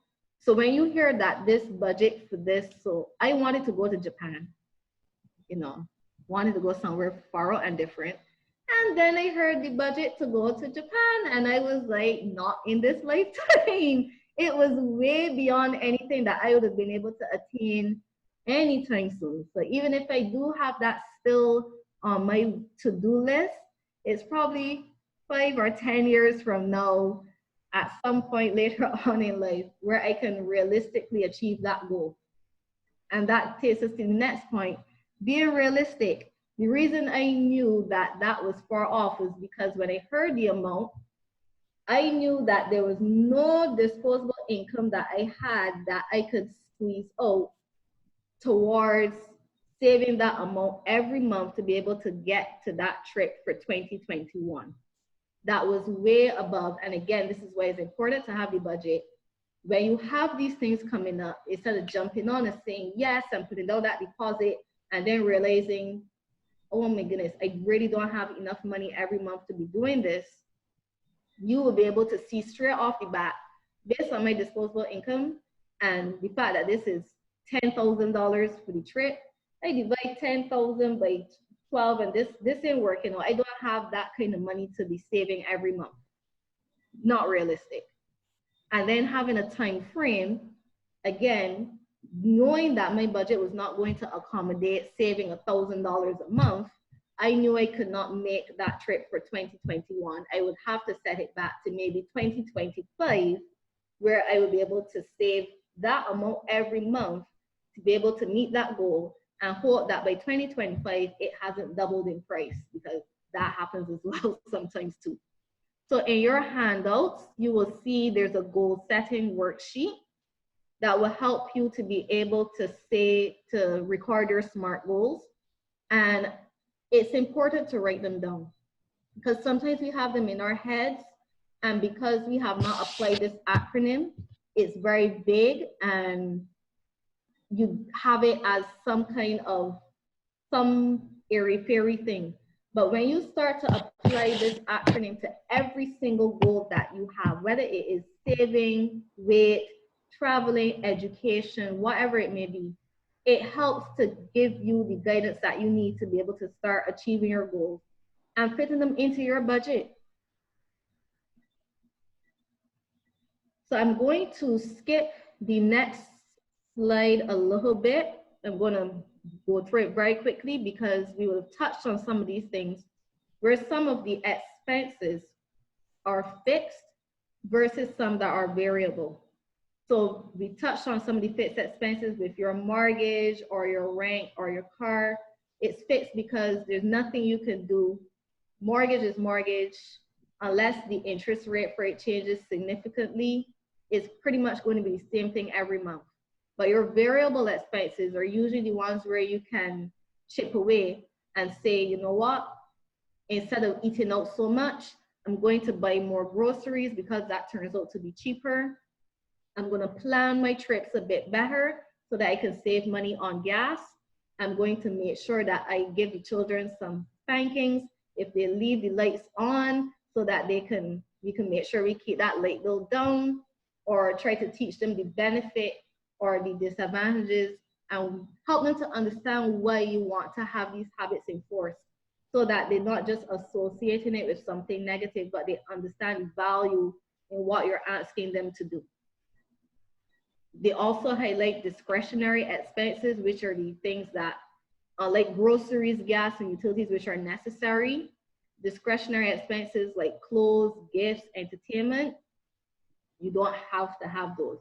So again, you need to categorize your expenses, and you can even highlight them in certain colors to show, as we did in that spreadsheet where the long-term fixed ones were green and then the short-term ones were blue. You could categorize your fixed, variable, and discretionary expenses. And then you have your periodic expenses, which are things that may come around once a year or infrequently. So summer camp registration for your children, that only happens around summertime, but it's still something you need to plan for because you don't want to wait until it's time to register to now realize, oh my goodness, I don't have any money to pay for my children to enjoy summer camp. We would have touched a bit on interest and dividends and savings bonds and everything else. So I am going to skip this slide for now. And we also spoke about living within your means to some extent as well. So we're going to just touch that a little bit. I really want to emphasize understanding the difference between your needs and your wants. Those are the areas where if you are in financial difficulties, you're going to have to think twice. That flat screen TV, it may not be the best idea to go into courts and take out on credit. I know it's very tempting because you only have to pay back $4 a week. And that sounds great until you realize you add up that TV, you add up that fridge, that washing machine, and by the time you're adding up all of those onlys, it's a lot of money at the end of the month, and the interest rate for that kind of financing is usually very high. So persons usually end back up paying almost like sometimes a really huge price on top of what the item would have cost. So I usually encourage persons, I know my sister definitely does it, we take full advantage of the 3 months at cash price. So if I go to courts and I want something really bad, and I know if I save enough, I can manage to get it with that 3 months at cash price, take full advantage of those things. They're offered there for a reason. So you can plan and still have some of the things you want, but not have to, you know, tie up yourself so much financially to be able to get them.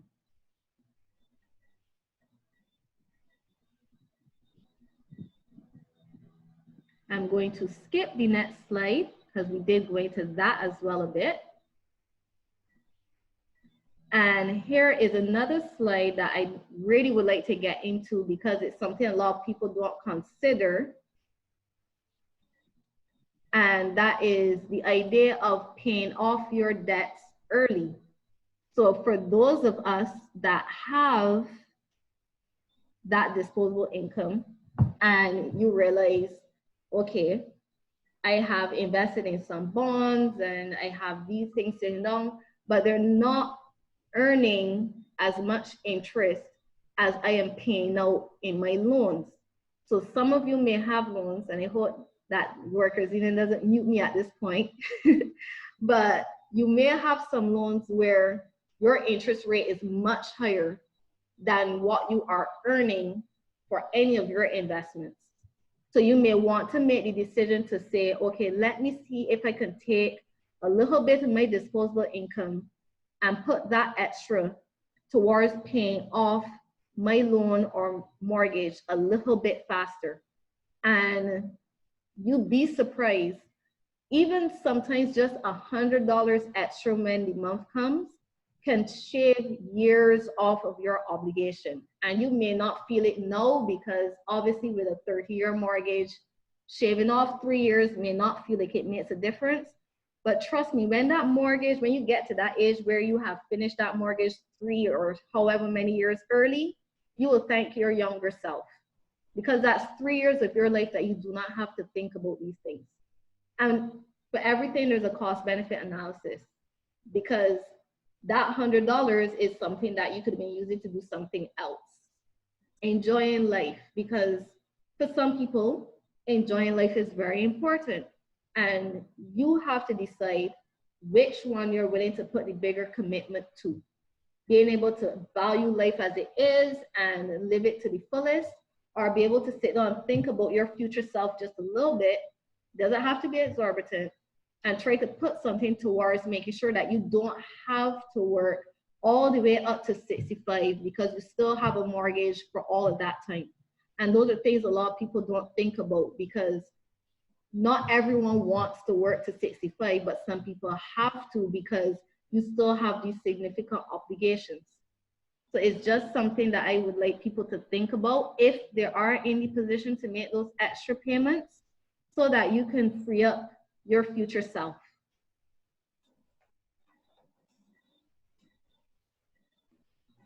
We would have discussed some of these things on the next slide a bit as well too, and making decisions, as they would have mentioned me and my old car that I'm not giving up because it works, and I'm not a big car person. It doesn't matter to me if I'm driving anything fancy, so nothing to me. But taking decisions when you're looking at your major capital expenditures and planning out your purchases properly, looking at what it is that you, again, if you're going to be spending, it may not be a mortgage, but it's still a good financial obligation that you're going to have for a long time. So the decision between new and used sometimes comes with a lot of problems and a lot of maintenance. I've been lucky, my car does not require a big lot of maintenance, but some old cars do. So you may save money with that way, and then you have that stress of having to deal with that. You have to weigh all the pros and cons of the decisions that you make whenever you are going into them, but just don't just dive into them without giving it any thought.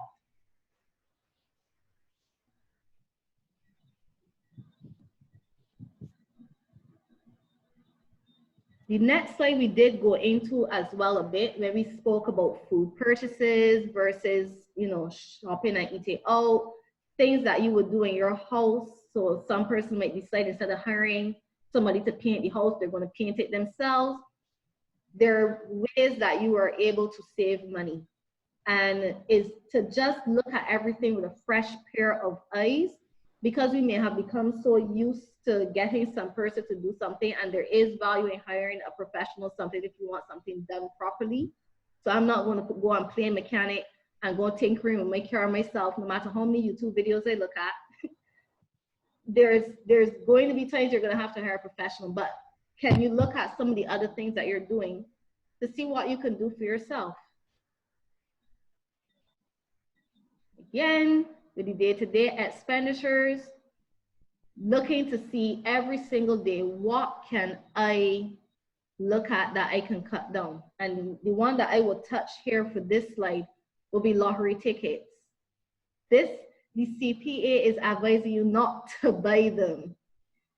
I know that in Barbados, this is probably something that most people don't want to hear, but the chances of you winning are so slim. And this is me speaking as an auditor that used to actually do those audits. It is very, very, very random. There's nothing fixed. We are the ones that used to press the button to bring up the ball. So there's no magic or anything or fixing. It is pure random, and they're comfortable with that because the amount of persons that win, it's just a scratch in the bucket sometimes for what they're earning from you in terms of lottery numbers. So it was to the point where if there is a particular auditor was giving too many people winnings, they would tell them not to send back that auditor because they thought that person was bad luck. It is really, really random, but highly unlikely that you win. And I know there's some persons who win, but again, very random, or the amount of money that you spent and you're not tracking to see, even if you win something, how much did you have to spend to win that little bit? It may not be worth it. So unless you consider yourself very, very, very, very lucky and you want to take a chance, sure, but not as a regular spending habit. Again, on the next slide, we spoke about credit cards as well. And I really want persons to understand how high sometimes the interest rate is. And the other thing too is looking at that monthly minimum balance they encourage you to pay back. I've had a credit card for 10 years now, and I've never paid interest on it because I pay back the amount in full. The reason I'm able to do that is because if I can't afford it, if I don't have enough money, I do without it. I am quite fine. And if I really, really need something, I would go and get a loan from the credit union or somewhere else where the interest rate is a lot more reasonable. But credit card, I know it's very convenient. It feels as though, you know, I can't get a loan from the bank in traditional sense or whatever the case may be. Let me swipe my card. And I know there are persons who've had to use it for emergencies, but as a general spending tool or rule of thumb, if you can't afford it, leave it out. If you really, really need it, go to the credit union and go and get a loan with a reasonable interest rate if you can. But credit cards are very difficult. And sometimes that debt can become so exorbitant and high that persons feel as though they're drowning in it. So I use my credit card all the time for every single thing because I like to get the points from it. But I would not encourage anyone, if you're not able to have that kind of discipline, to use a credit card. And I review my credit card statement. This slide is encouraging you to do it monthly. I do it daily. I look to make sure that there are any expenses on there that I wasn't aware of. And also it helps me to update the same budget that we would have had in the Excel spreadsheet. So we're getting close to the end, and we're hoping that you now have a plan and a roadmap that will help you to navigate the future.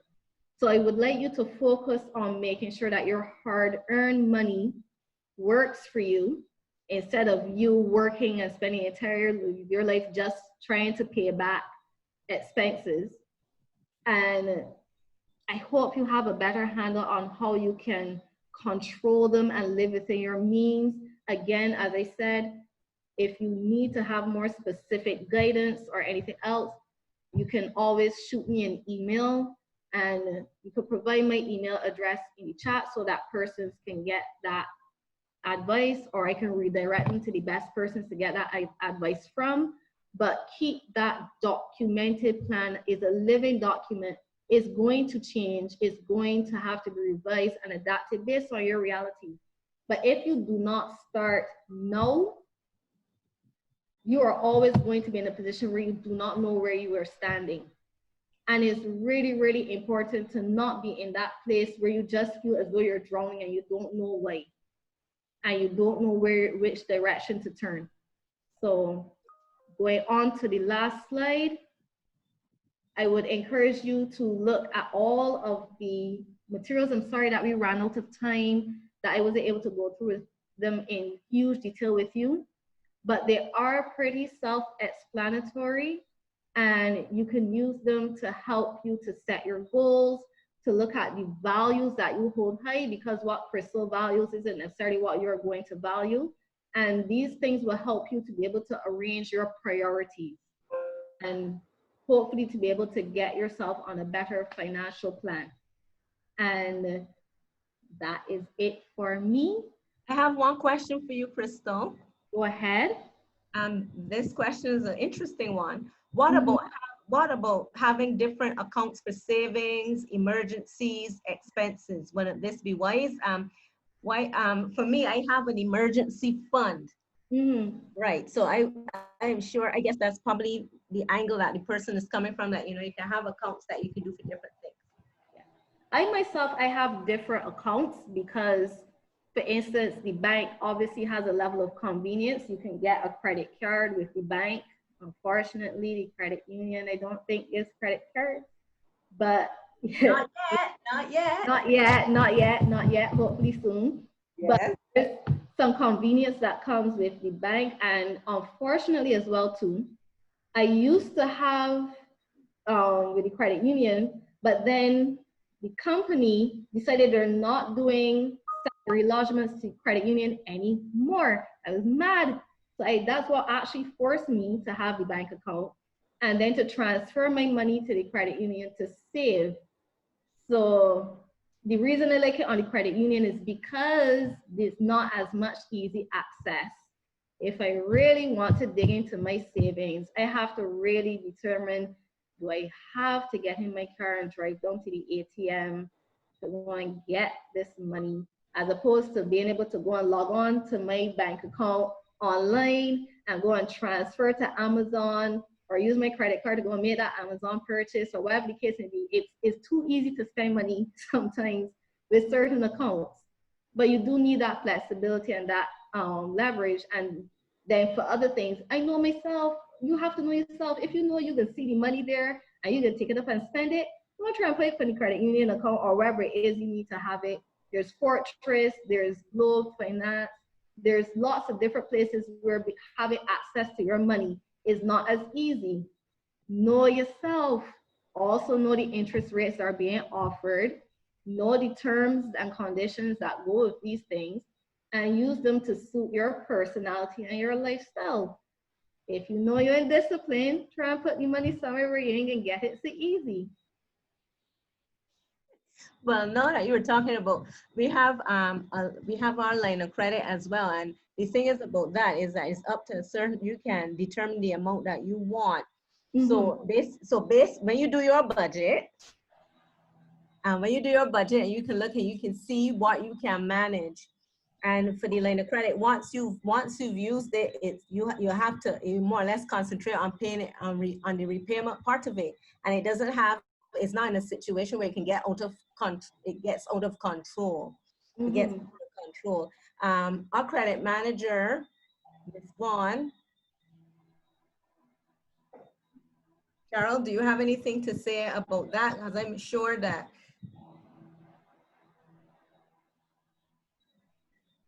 I don't think Cheryl's hearing me though. But more or less for the line of credit, that's the way how we look at it, and we try to encourage persons to know how much they have to, in terms of having easy repayments at the end of the month, because we go to a maximum of 5 depending on what it is, and you can more or less budget to repay your loans, because that's at the credit union. That's very important that we have people servicing their loans properly, and then eventually later in the year we'll be transitioning to MasterCard. So that's something where you will be able to do as you do your little Amazon thing, as you were saying, but within a measured type of situation, not a situation where you're able to it will get out of control. And that's why I liked about the smart budgeting, in that you can make your purchases, but it's all within, based on what you were saying, having an idea of what you're doing, knowing, seeing the full picture. Because I know there are persons who would swipe that card and worry about the payment later, and that's not the way to live. We also have to be very honest with ourselves that sometimes our impulse control is really not there. and then we want some magic solution to get us out of trouble. So there are persons who are genuinely, their salaries or their wages are very poor, and it's really not a sufficient wage to be able to make a decent living. But sometimes a lot of these stories that I hear, they're very bad habits. They're really bad habits, and persons have not been monitoring their spending and tracking to make sure that they keep those bad habits in check. But that's why I try to work with persons whose salaries are simply not sufficient because they've cut and contrived in every single way, shape, form, or fashion they can to be able to find opportunities to be able to earn that additional income. And as I said, that's a whole nother segment altogether about being able to invest in yourself and your small business, and finding it is a lot of work, but it can be very rewarding if you have programs like this. And I know lots of other programs are trying to help persons to understand all the intricacies of being an entrepreneur and being able to start that small business and getting it going, understanding the financial requirements, what it means to register your business versus to incorporate, and all the legal requirements and the differences, the tax structure. It's a lot. Don't let anybody fool you and make you feel as though it's simple and easy. It's a lot of work. But hopefully with more programs like this and all the other things that are available and coming out now, persons can have a better idea of what they're getting themselves into. Thank you, Krystle. I'm sure that everybody would agree with me that this session was so good. It was very good. Thanks for the spreadsheet. I'm going to use it. Yes. Definitely going to use it. By my spreadsheet. My spreadsheet is, I look at that every single day. Even when I haven't spent any money, I look at it and I'm obsessed. I am personally obsessed. Because you want to always make sure that you're staying within the budget and that you still get to enjoy life a little bit. So I look at it and say, okay, if I stick with this, I'll be able to enjoy that. That's the kind of conversations I have with my budget all the time, like it's a person. So it's really helped me to manage my life a lot better. And it doesn't always mean that you have to live frugal.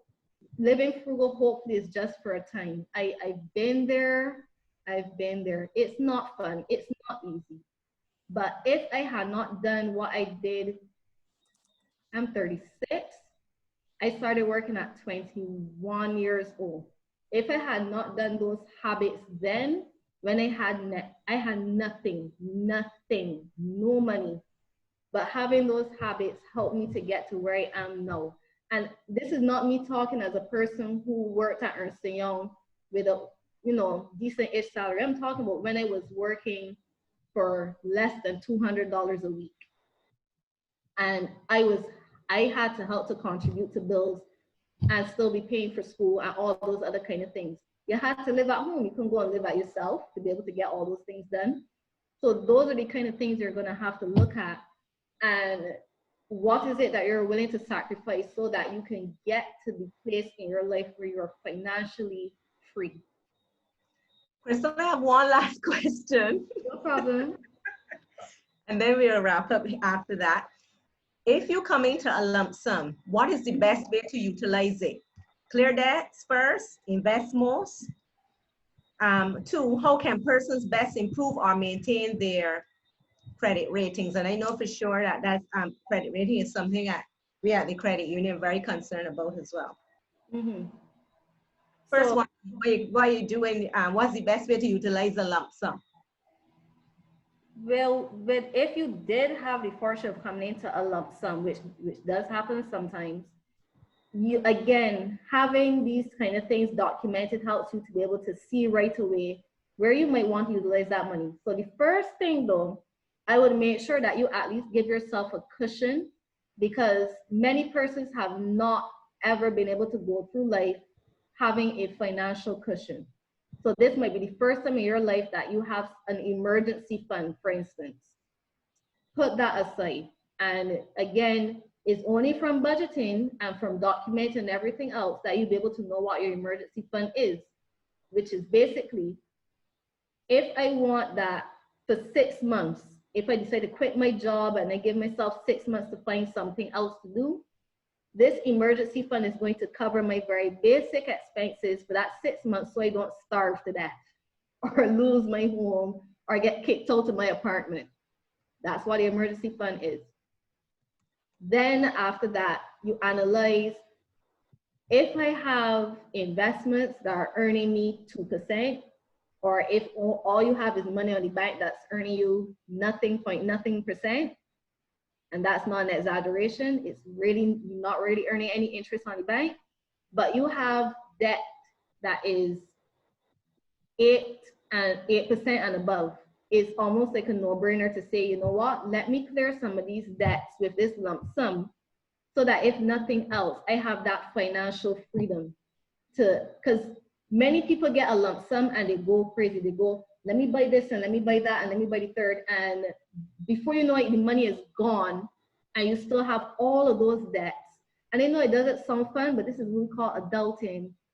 You have to be an adult and make sure you take care of those kind of things first.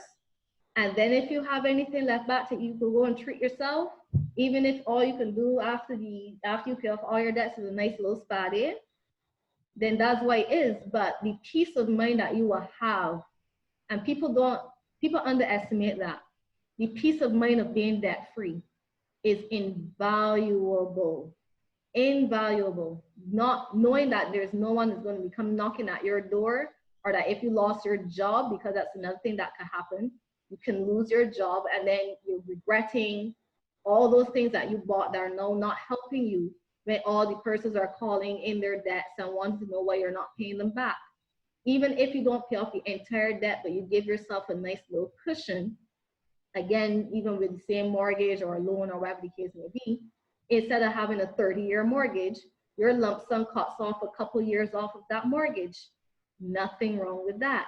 It would mean you don't have to work as long in the future, and you can enjoy life a little bit later, and without having to put yourself under too much of a financial strain, because as I tell people, you weren't planning for the money anyhow. At least use it to put yourself in a better financial position. All about discipline.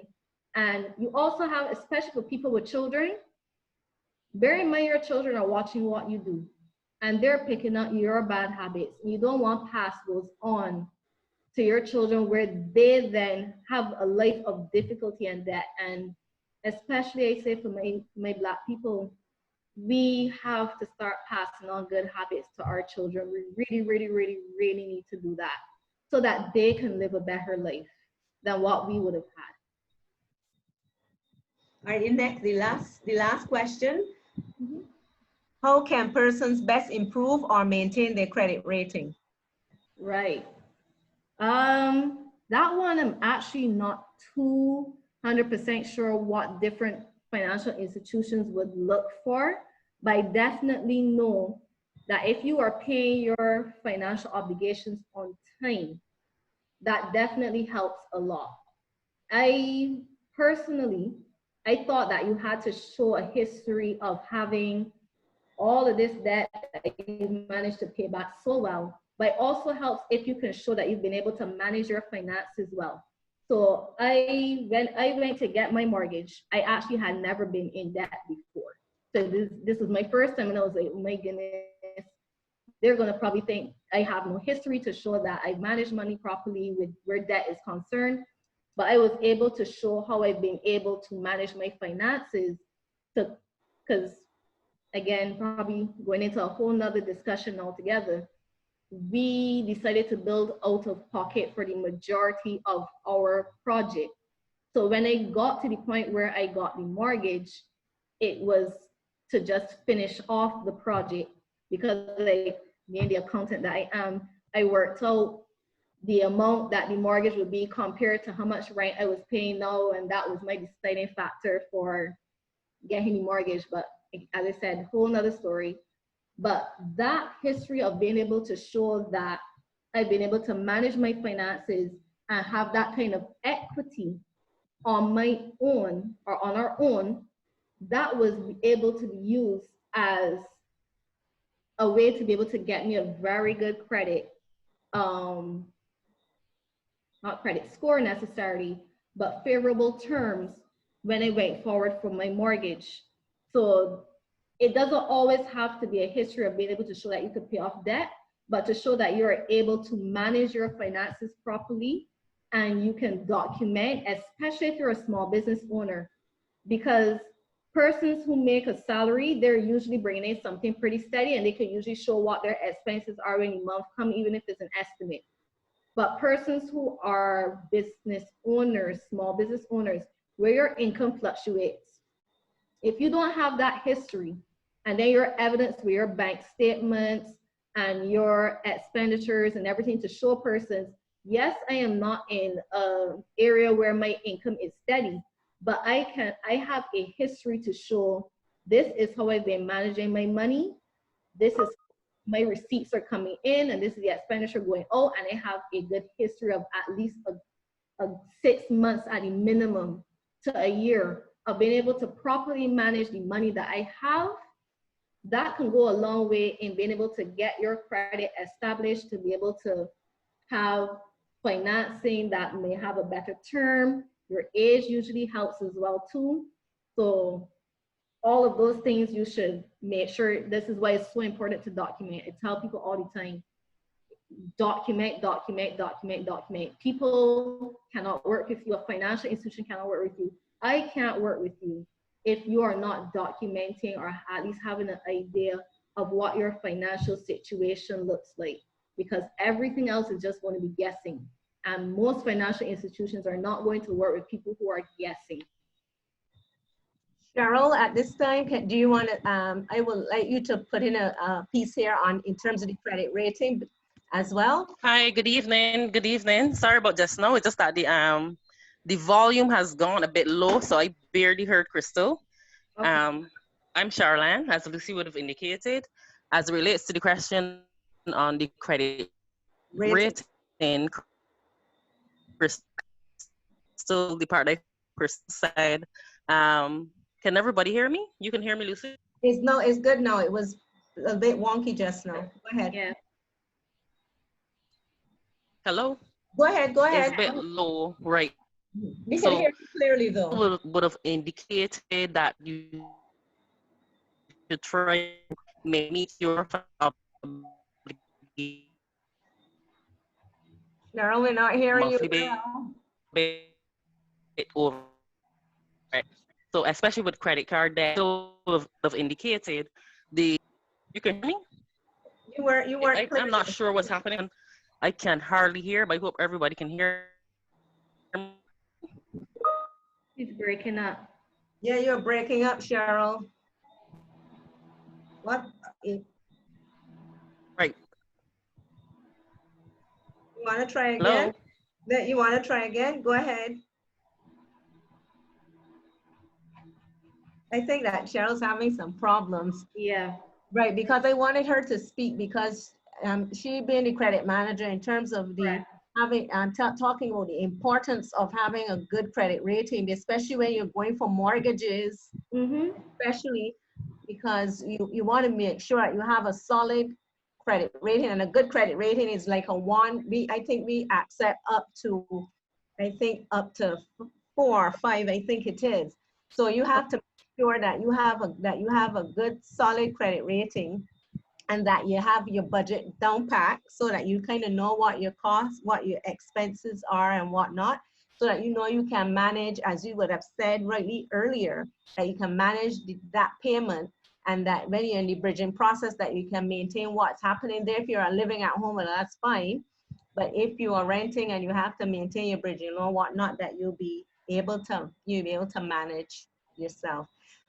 Anyway, at this time, we're going to wrap up now. And I just want to thank you so much, Krystle, for being our facilitator today. It was really a good, interactive and interesting session.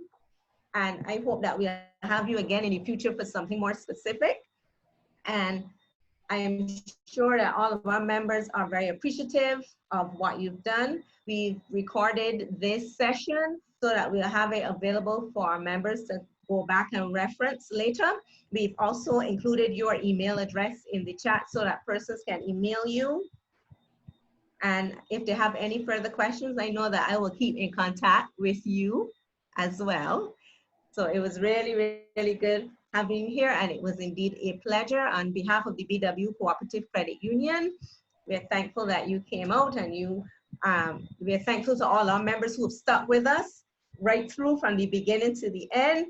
And we're very appreciative that and I hope that you've learned something today, and we hope to see this manifested in different ways going forward. All right, so I want to wish all of you a wonderful evening, and remember, you are better with us. Thank you. Thank you as well. Just remember to go and visit my YouTube channel, Krystle's Corner. I'm also on Facebook, Krystle Howell, Instagram, Krystle Pixie, and LinkedIn, Krystle Howell. So I'm looking forward to seeing all of you in the future. Whatever questions you may have, I'm always willing to come back. And I do have some other colleagues who have volunteered to speak to your members as well. So we look forward to that as well. Thank you, Krystle. Bye. Bye-bye.